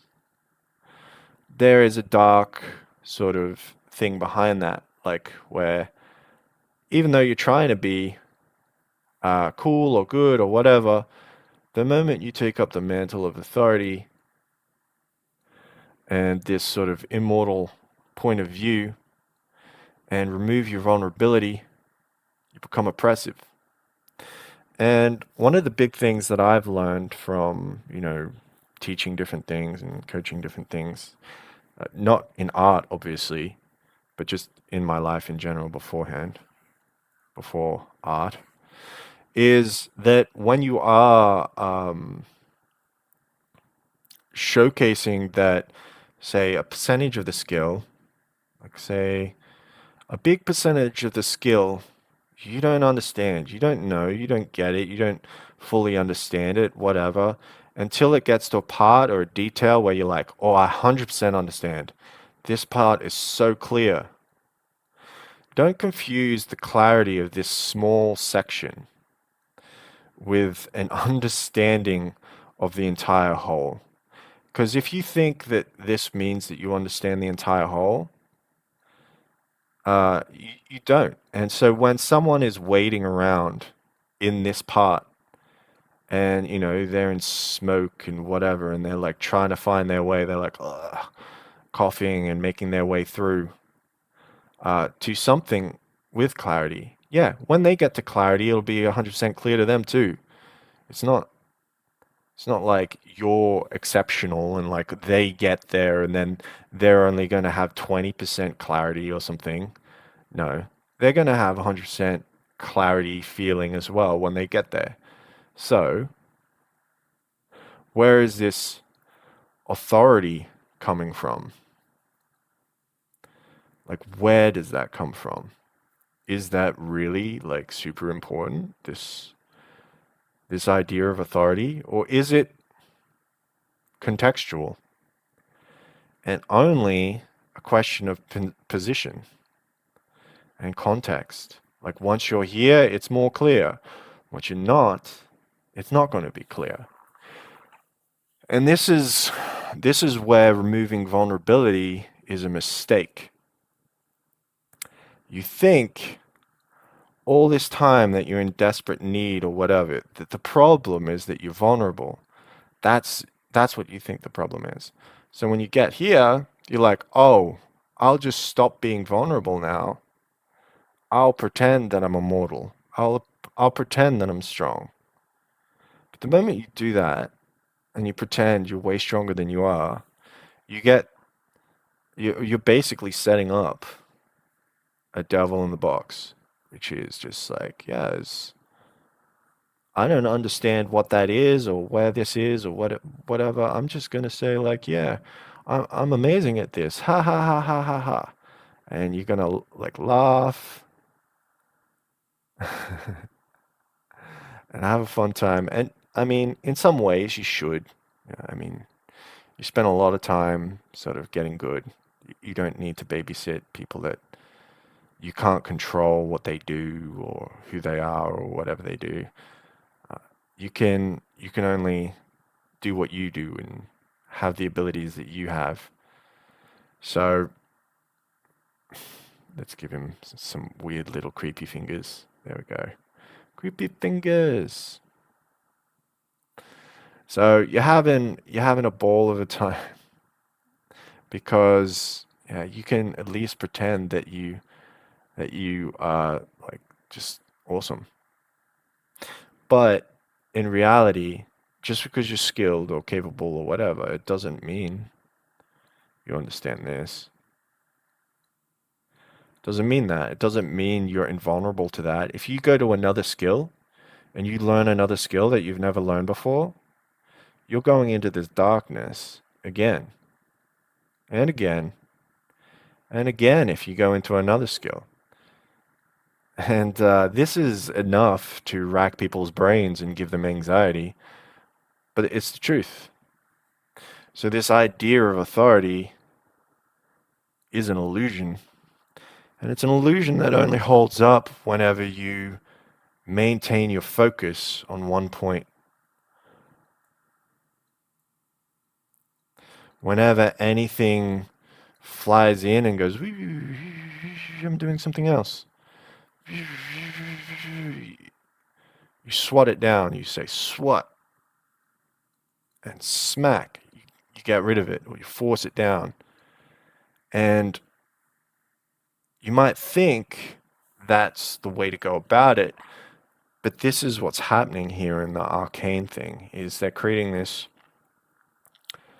idea of authority, whether you realize it or not, because you're swatting down things, you're crushing things, you're doing whatever, because you don't understand this, because there's no vulnerability. And even if you were vulnerable, you're kind of afraid that people will take advantage of it and exploit you, which is also a high possibility. So, How can you help someone that might exploit you, that might fight you, that might give you problems and stuff and like be difficult? Well, that kind of like adds into like, yeah, you know what? You are really important. You are amazing. You are the center of the universe. It's just you. That's the only thing you can control is you. There you go. And so you're going to lean even more into the idea of this immortality and authority and stuff like that. So there's this difficult balancing act within ourselves that no one can get perfect. No one can get this perfect. I don't believe anyone can get this perfect. Where, you're thinking about like yourself and what you need, and then you're thinking about like, oh, what the world is and what other people have and ideals and stuff. Like what is this thing? Like how does that work? Like, da da da da da. Like, you know, what does that need from you? And you can't just be a martyr to that stuff. So essentially, at some level, everyone creates one of these, ignores this, pretends this, does this, doesn't want to admit this, goes back, does this, goes there, then does this. Even though they're smiling and doing happy stuff as well, they still do this, both at the same time, and then that leads to more of this. And then that leads to questions of this. And you've got like these problems going on. And essentially, like one of the main solutions, obviously, is that the pressure that comes from systems, control, other people, whatever, it's going to be it's going to be forcing itself upon you or whatever. And most of this can only be beaten by yourself initially. It is a battle that you have to win for yourself, but it's also something that you don't just want to win this battle, because just winning that battle just creates a cycle. It's a cycle of repeating sort of behaviors. Instead, it's about how you win and what character choices you make along the way.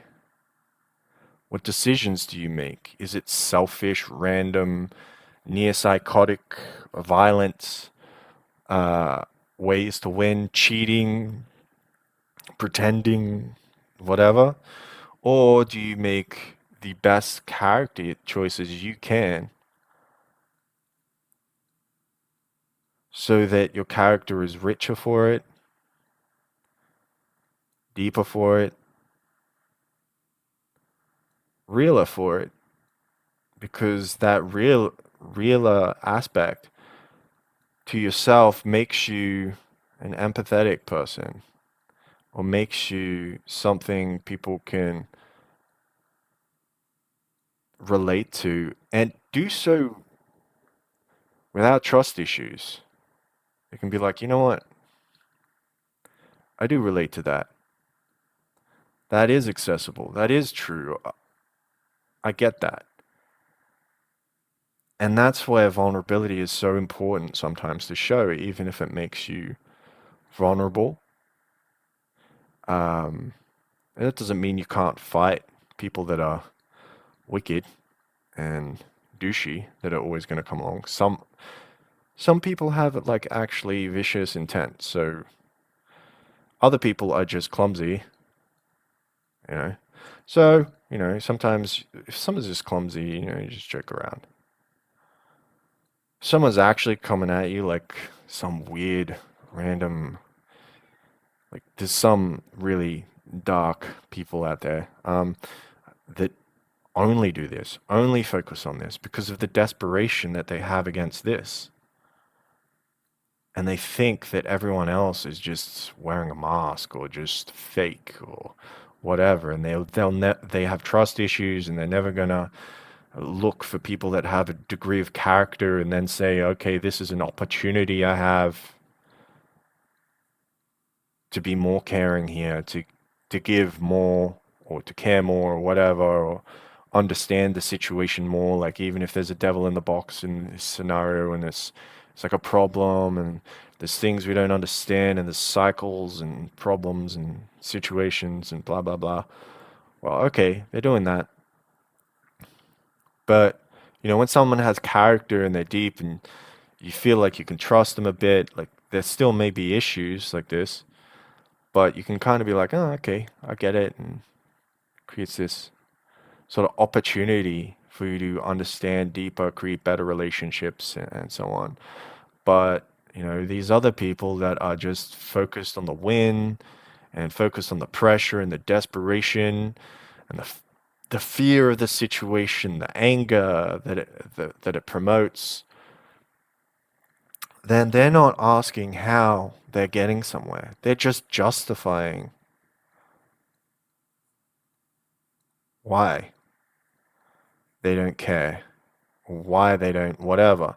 And that's just swatting things. It's like focusing on one thing, and then whenever something moves or shifts, they just like they just swat that down. And when you're drawing art, you can't do that to a picture. You can't like say, oh, this bit moved. I'm just gonna say, swat, stop that. This is gonna move. Oh, it got mischievous. Swat. And this is what cheating, tracing, copying, even leaning on authority, like just, being a brown noser.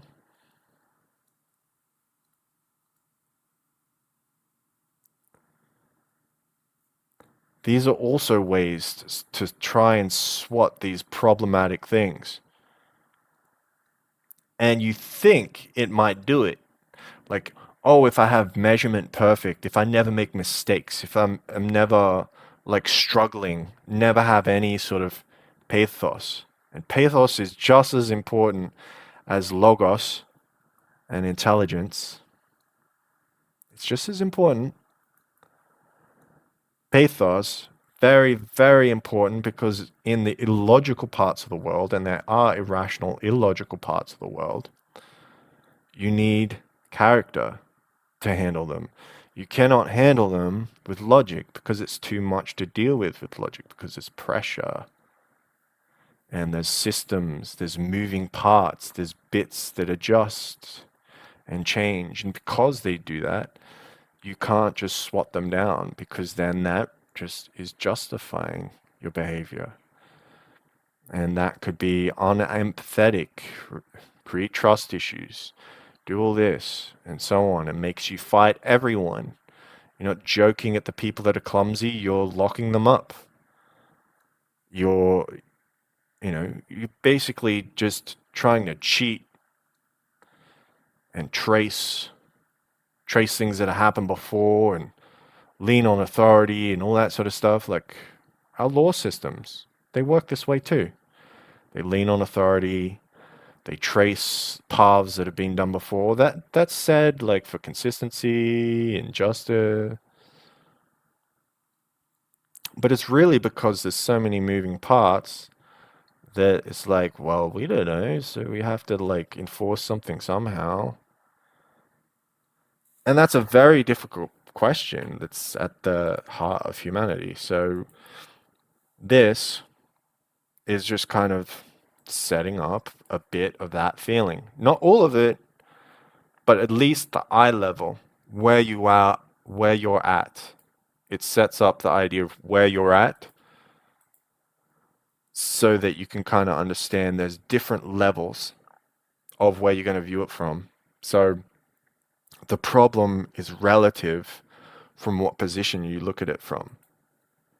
And I think Arcane actually nails that throughout its whole sort of thing. Like everybody's at a different level, everybody's at a different layer of it, everybody's considering different things. And yeah, so when I look at this and I'm trying to think of like the design, I do look at the thirds thing. I look at the way that they've created things off center, how they push certain things, and then like done these extreme up angle shots to really heighten the idea that they're going to be doing up angle shots to separate eye line,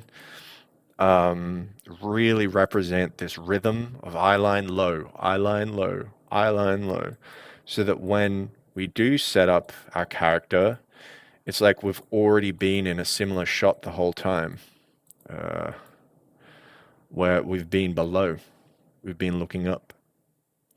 And that's been the whole journey so far, so that we start to understand that the symbolism has like a connecting thread, and the connecting thread through all these juxtaposing scenes, like they're staccato, they're sort of random, they're not like from this step to this step to this step. They are sort of here, it's like a step, step, step, step, step. But earlier, like in this is kind of step, step, step, but this isn't. Like this is step, that's step. This isn't. This isn't. I don't even know if this is in the same place or it's the same person, but it doesn't really matter. And this, is this the same place, the same location? Maybe. Is this even connected to this bridge? Yeah. So that's symbolism.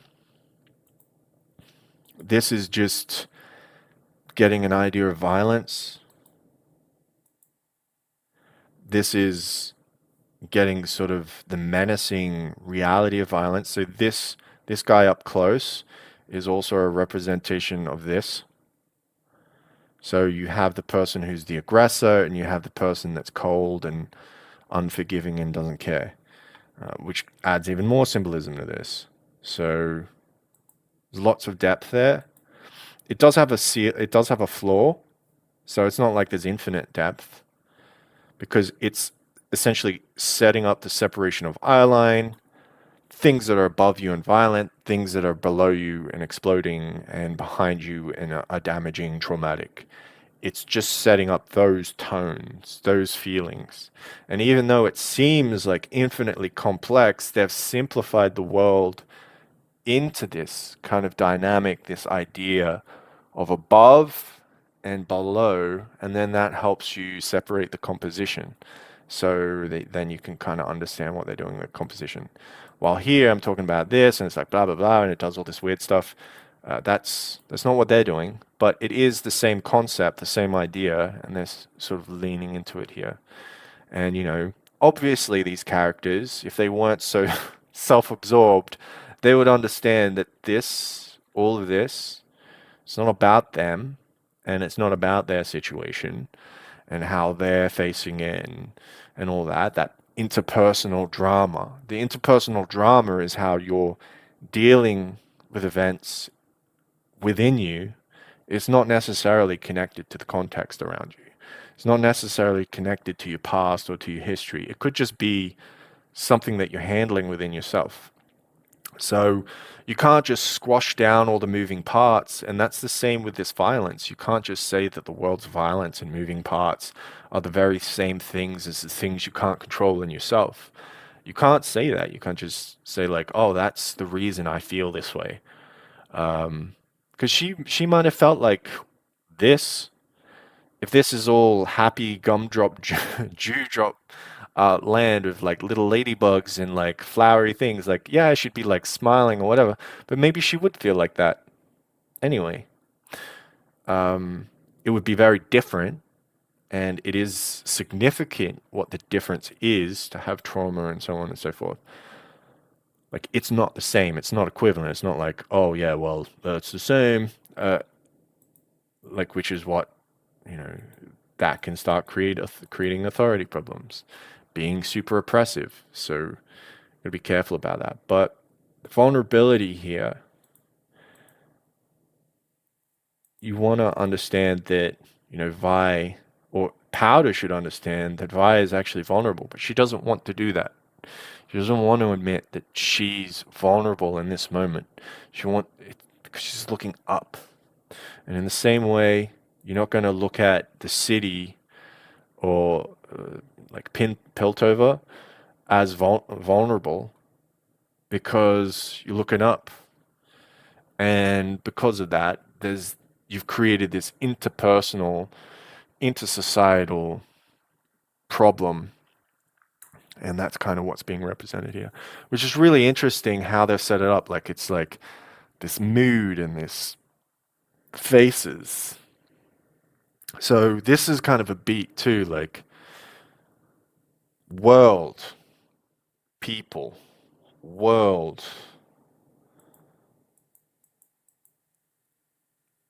people. Mm. And then people, world, people. And so it's like creating this world and people and up and below. It's creating this kind of like just rhythms of symbolisms, rhythms of eyeline level separation of people and just separating them in these casual sort of rhythms. It takes 4 pages to do it, but then by the time that we do get to Vi here, we have that whole thing set up. So that's kind of awesome.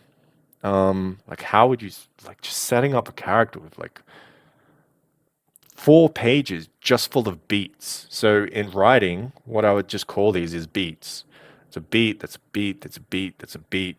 It's not doing anything. It's just like idle interactions. This isn't necessarily a beat, but it is a beat because you kind of like made it so insignificant.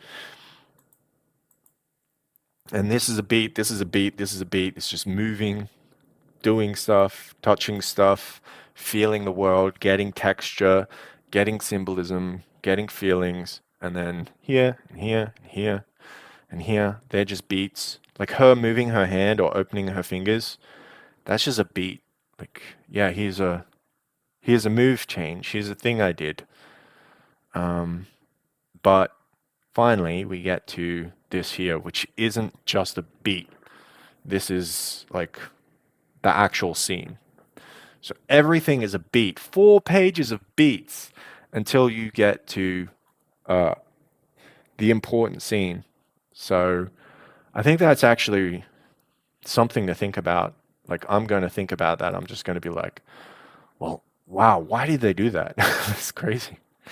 Like all those drawings, all that effort. And because I did draw these things, at least storyboarded them, I can then say like, all right, that's the amount of that's the amount of like effort.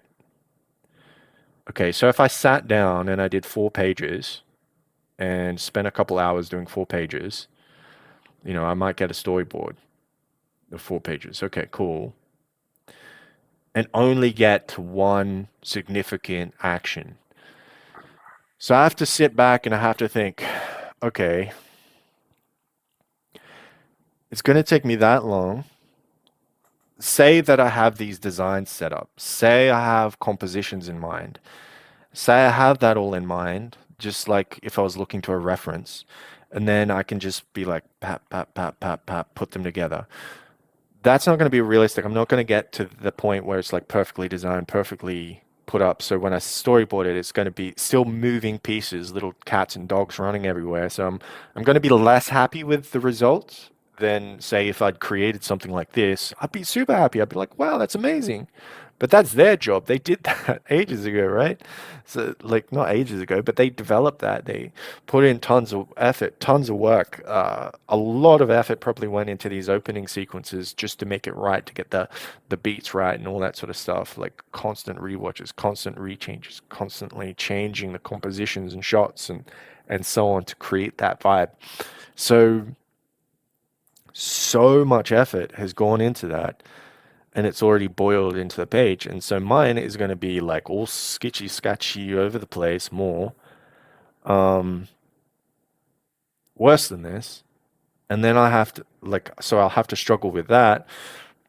But then I also have to struggle with the fact that it's going to take me like however many hours, probably like a 4 hour session, to get to one introduction of a character or something. And say the character design itself, maybe that takes like, if you're lucky, 4 hours or something. So you'll be like, huh, okay, how am I going to represent this part of the story, this thing that's said, these ideas, these parts of the script with visual storytelling that has symbolism, that has structure, that sets up a sort of differentiation of what we want to set up. Like, what is it really saying? What is that? What is the text that I have there trying to say?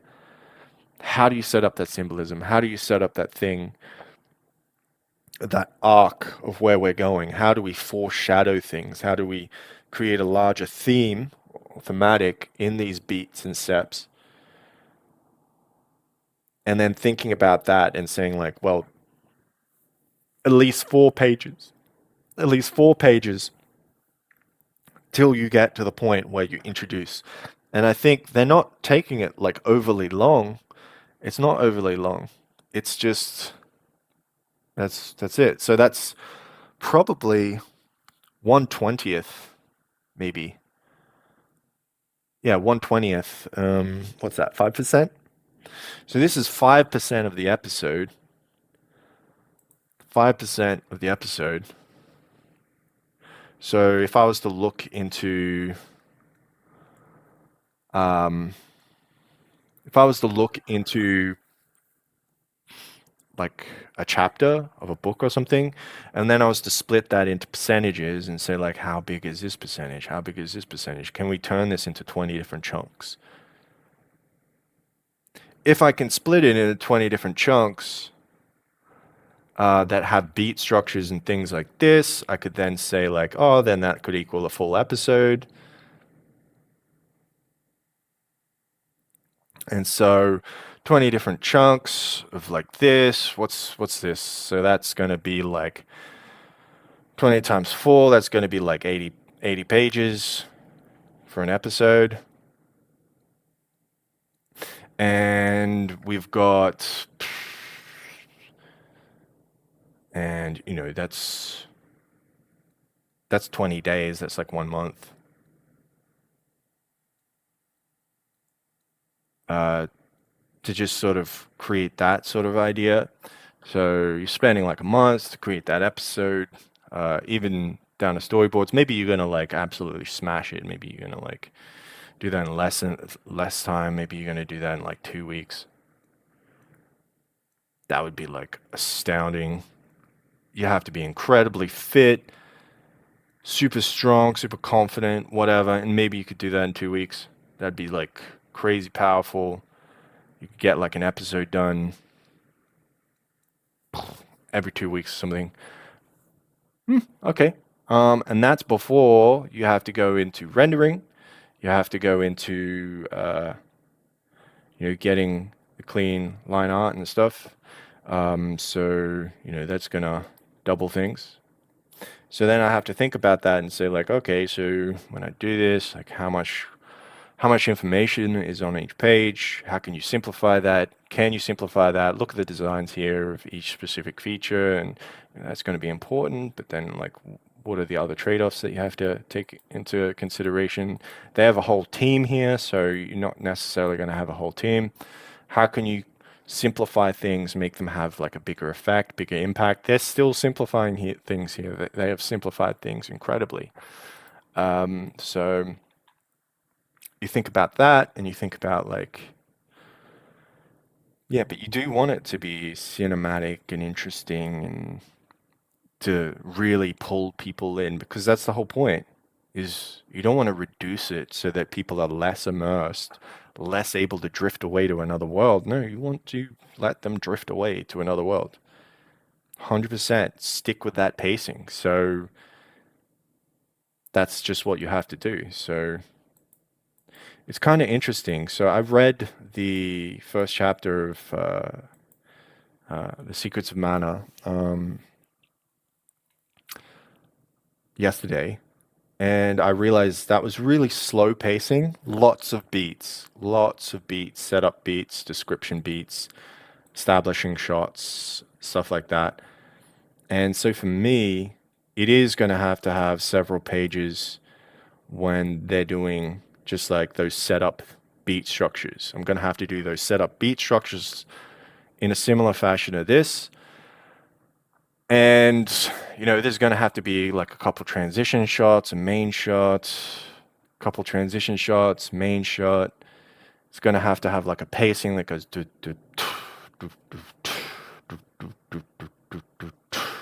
something like that, which is a very abstract way to put it, but I'm kind of conceptualizing, putting it in my brain. Like, this is the effort it requires. This is the fitness it requires. This is the amount of time it will require. These are the things. This is the potential way that you could maybe make that shorter. There's ways to make it longer, but better. And then there are things that go on top of that. There's going to be all those specific things that you have to do on top of that. Exactly, precisely.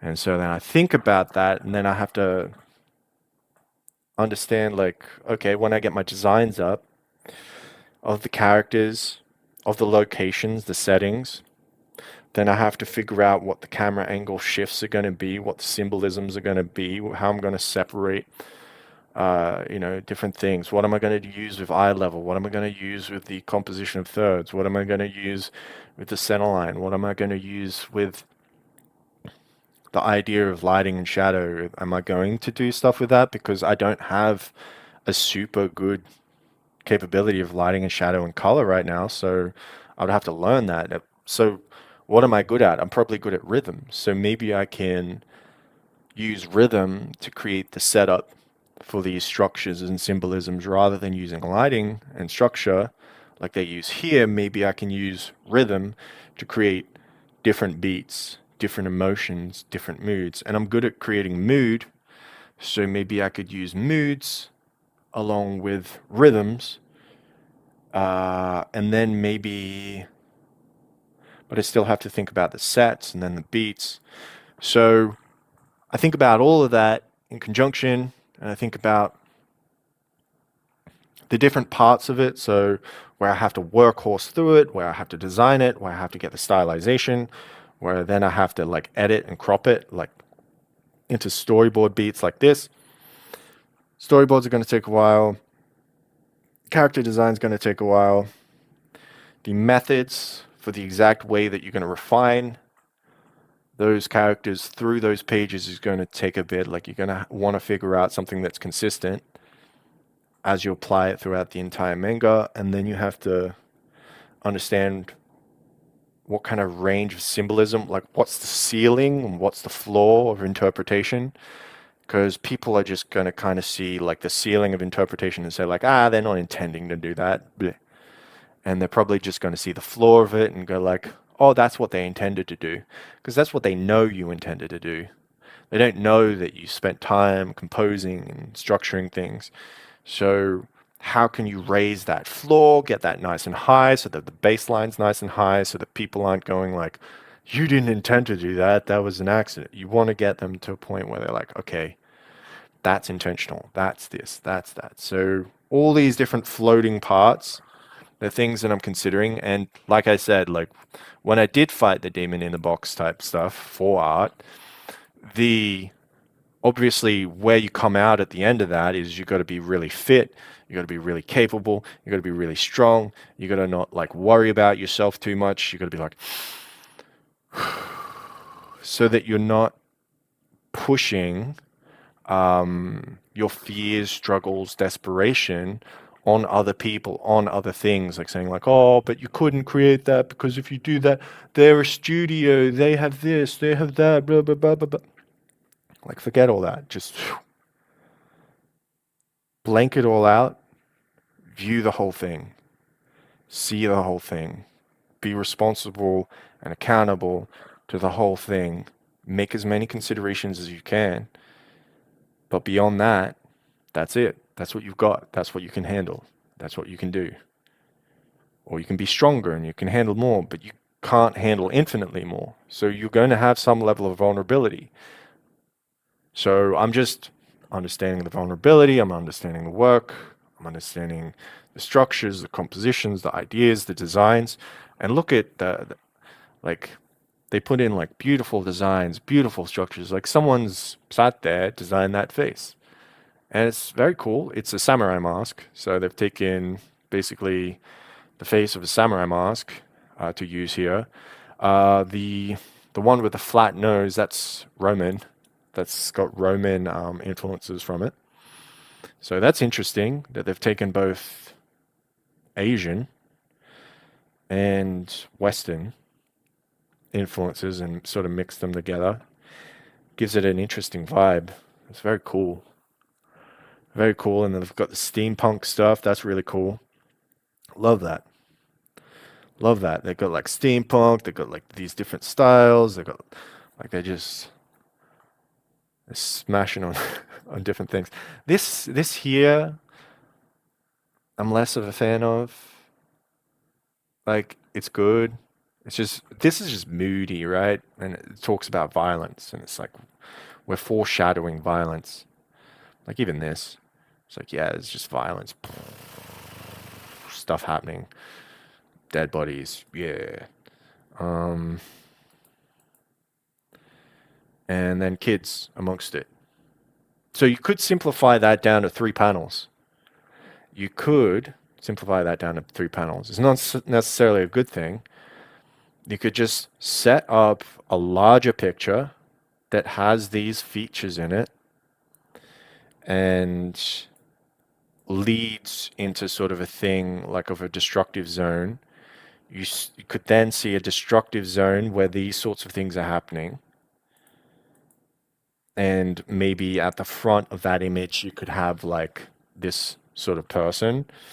And then you could just jump into like maybe just a page of just then you see her and you see her looking up and then you see her look at different things. You could do that. So maybe you could do it with three pages and you could simplify a few things and maybe do it with less shots and that would reduce the amount of complexity, but you'd have to have like more sprawling scenes, which would reduce the intimacy, it would reduce the idea of like that child's view of things. So I'm also considering that, like, where do you go on that range? Where's the asymmetry there? What has to be decided? I'll figure that out later, but it's all stuff that I'm more than happy to do. So I'm not too worried about that. Obviously, it would take like full-time investment to create that kind of thing, but it's possible. Obviously, I'd be off a little bit on everything, like, and there could potentially be compounding errors, but something there's going to exist a principle similar to measurement where those compounding errors can be like reduced by the coordination of different principles. So I have to figure out what those different principles are, those different moving parts, so that we can remove the compounding error that's going to happen across the entire manga. And then if we have those main principles, we can bring it all together, weave it together, simplify it in the mind, get the ideas, the symbolisms, the separations, the structures, the bits, the pieces, the compositions, the beats, and then I could think in my mind and just say like, well, we can do it this way or we can do it that way. We can do it this way or we can do it that way. And then judge them up against each other, see the larger whole, and then present it. Now that may seem super complicated, but that's something I actually understand in writing.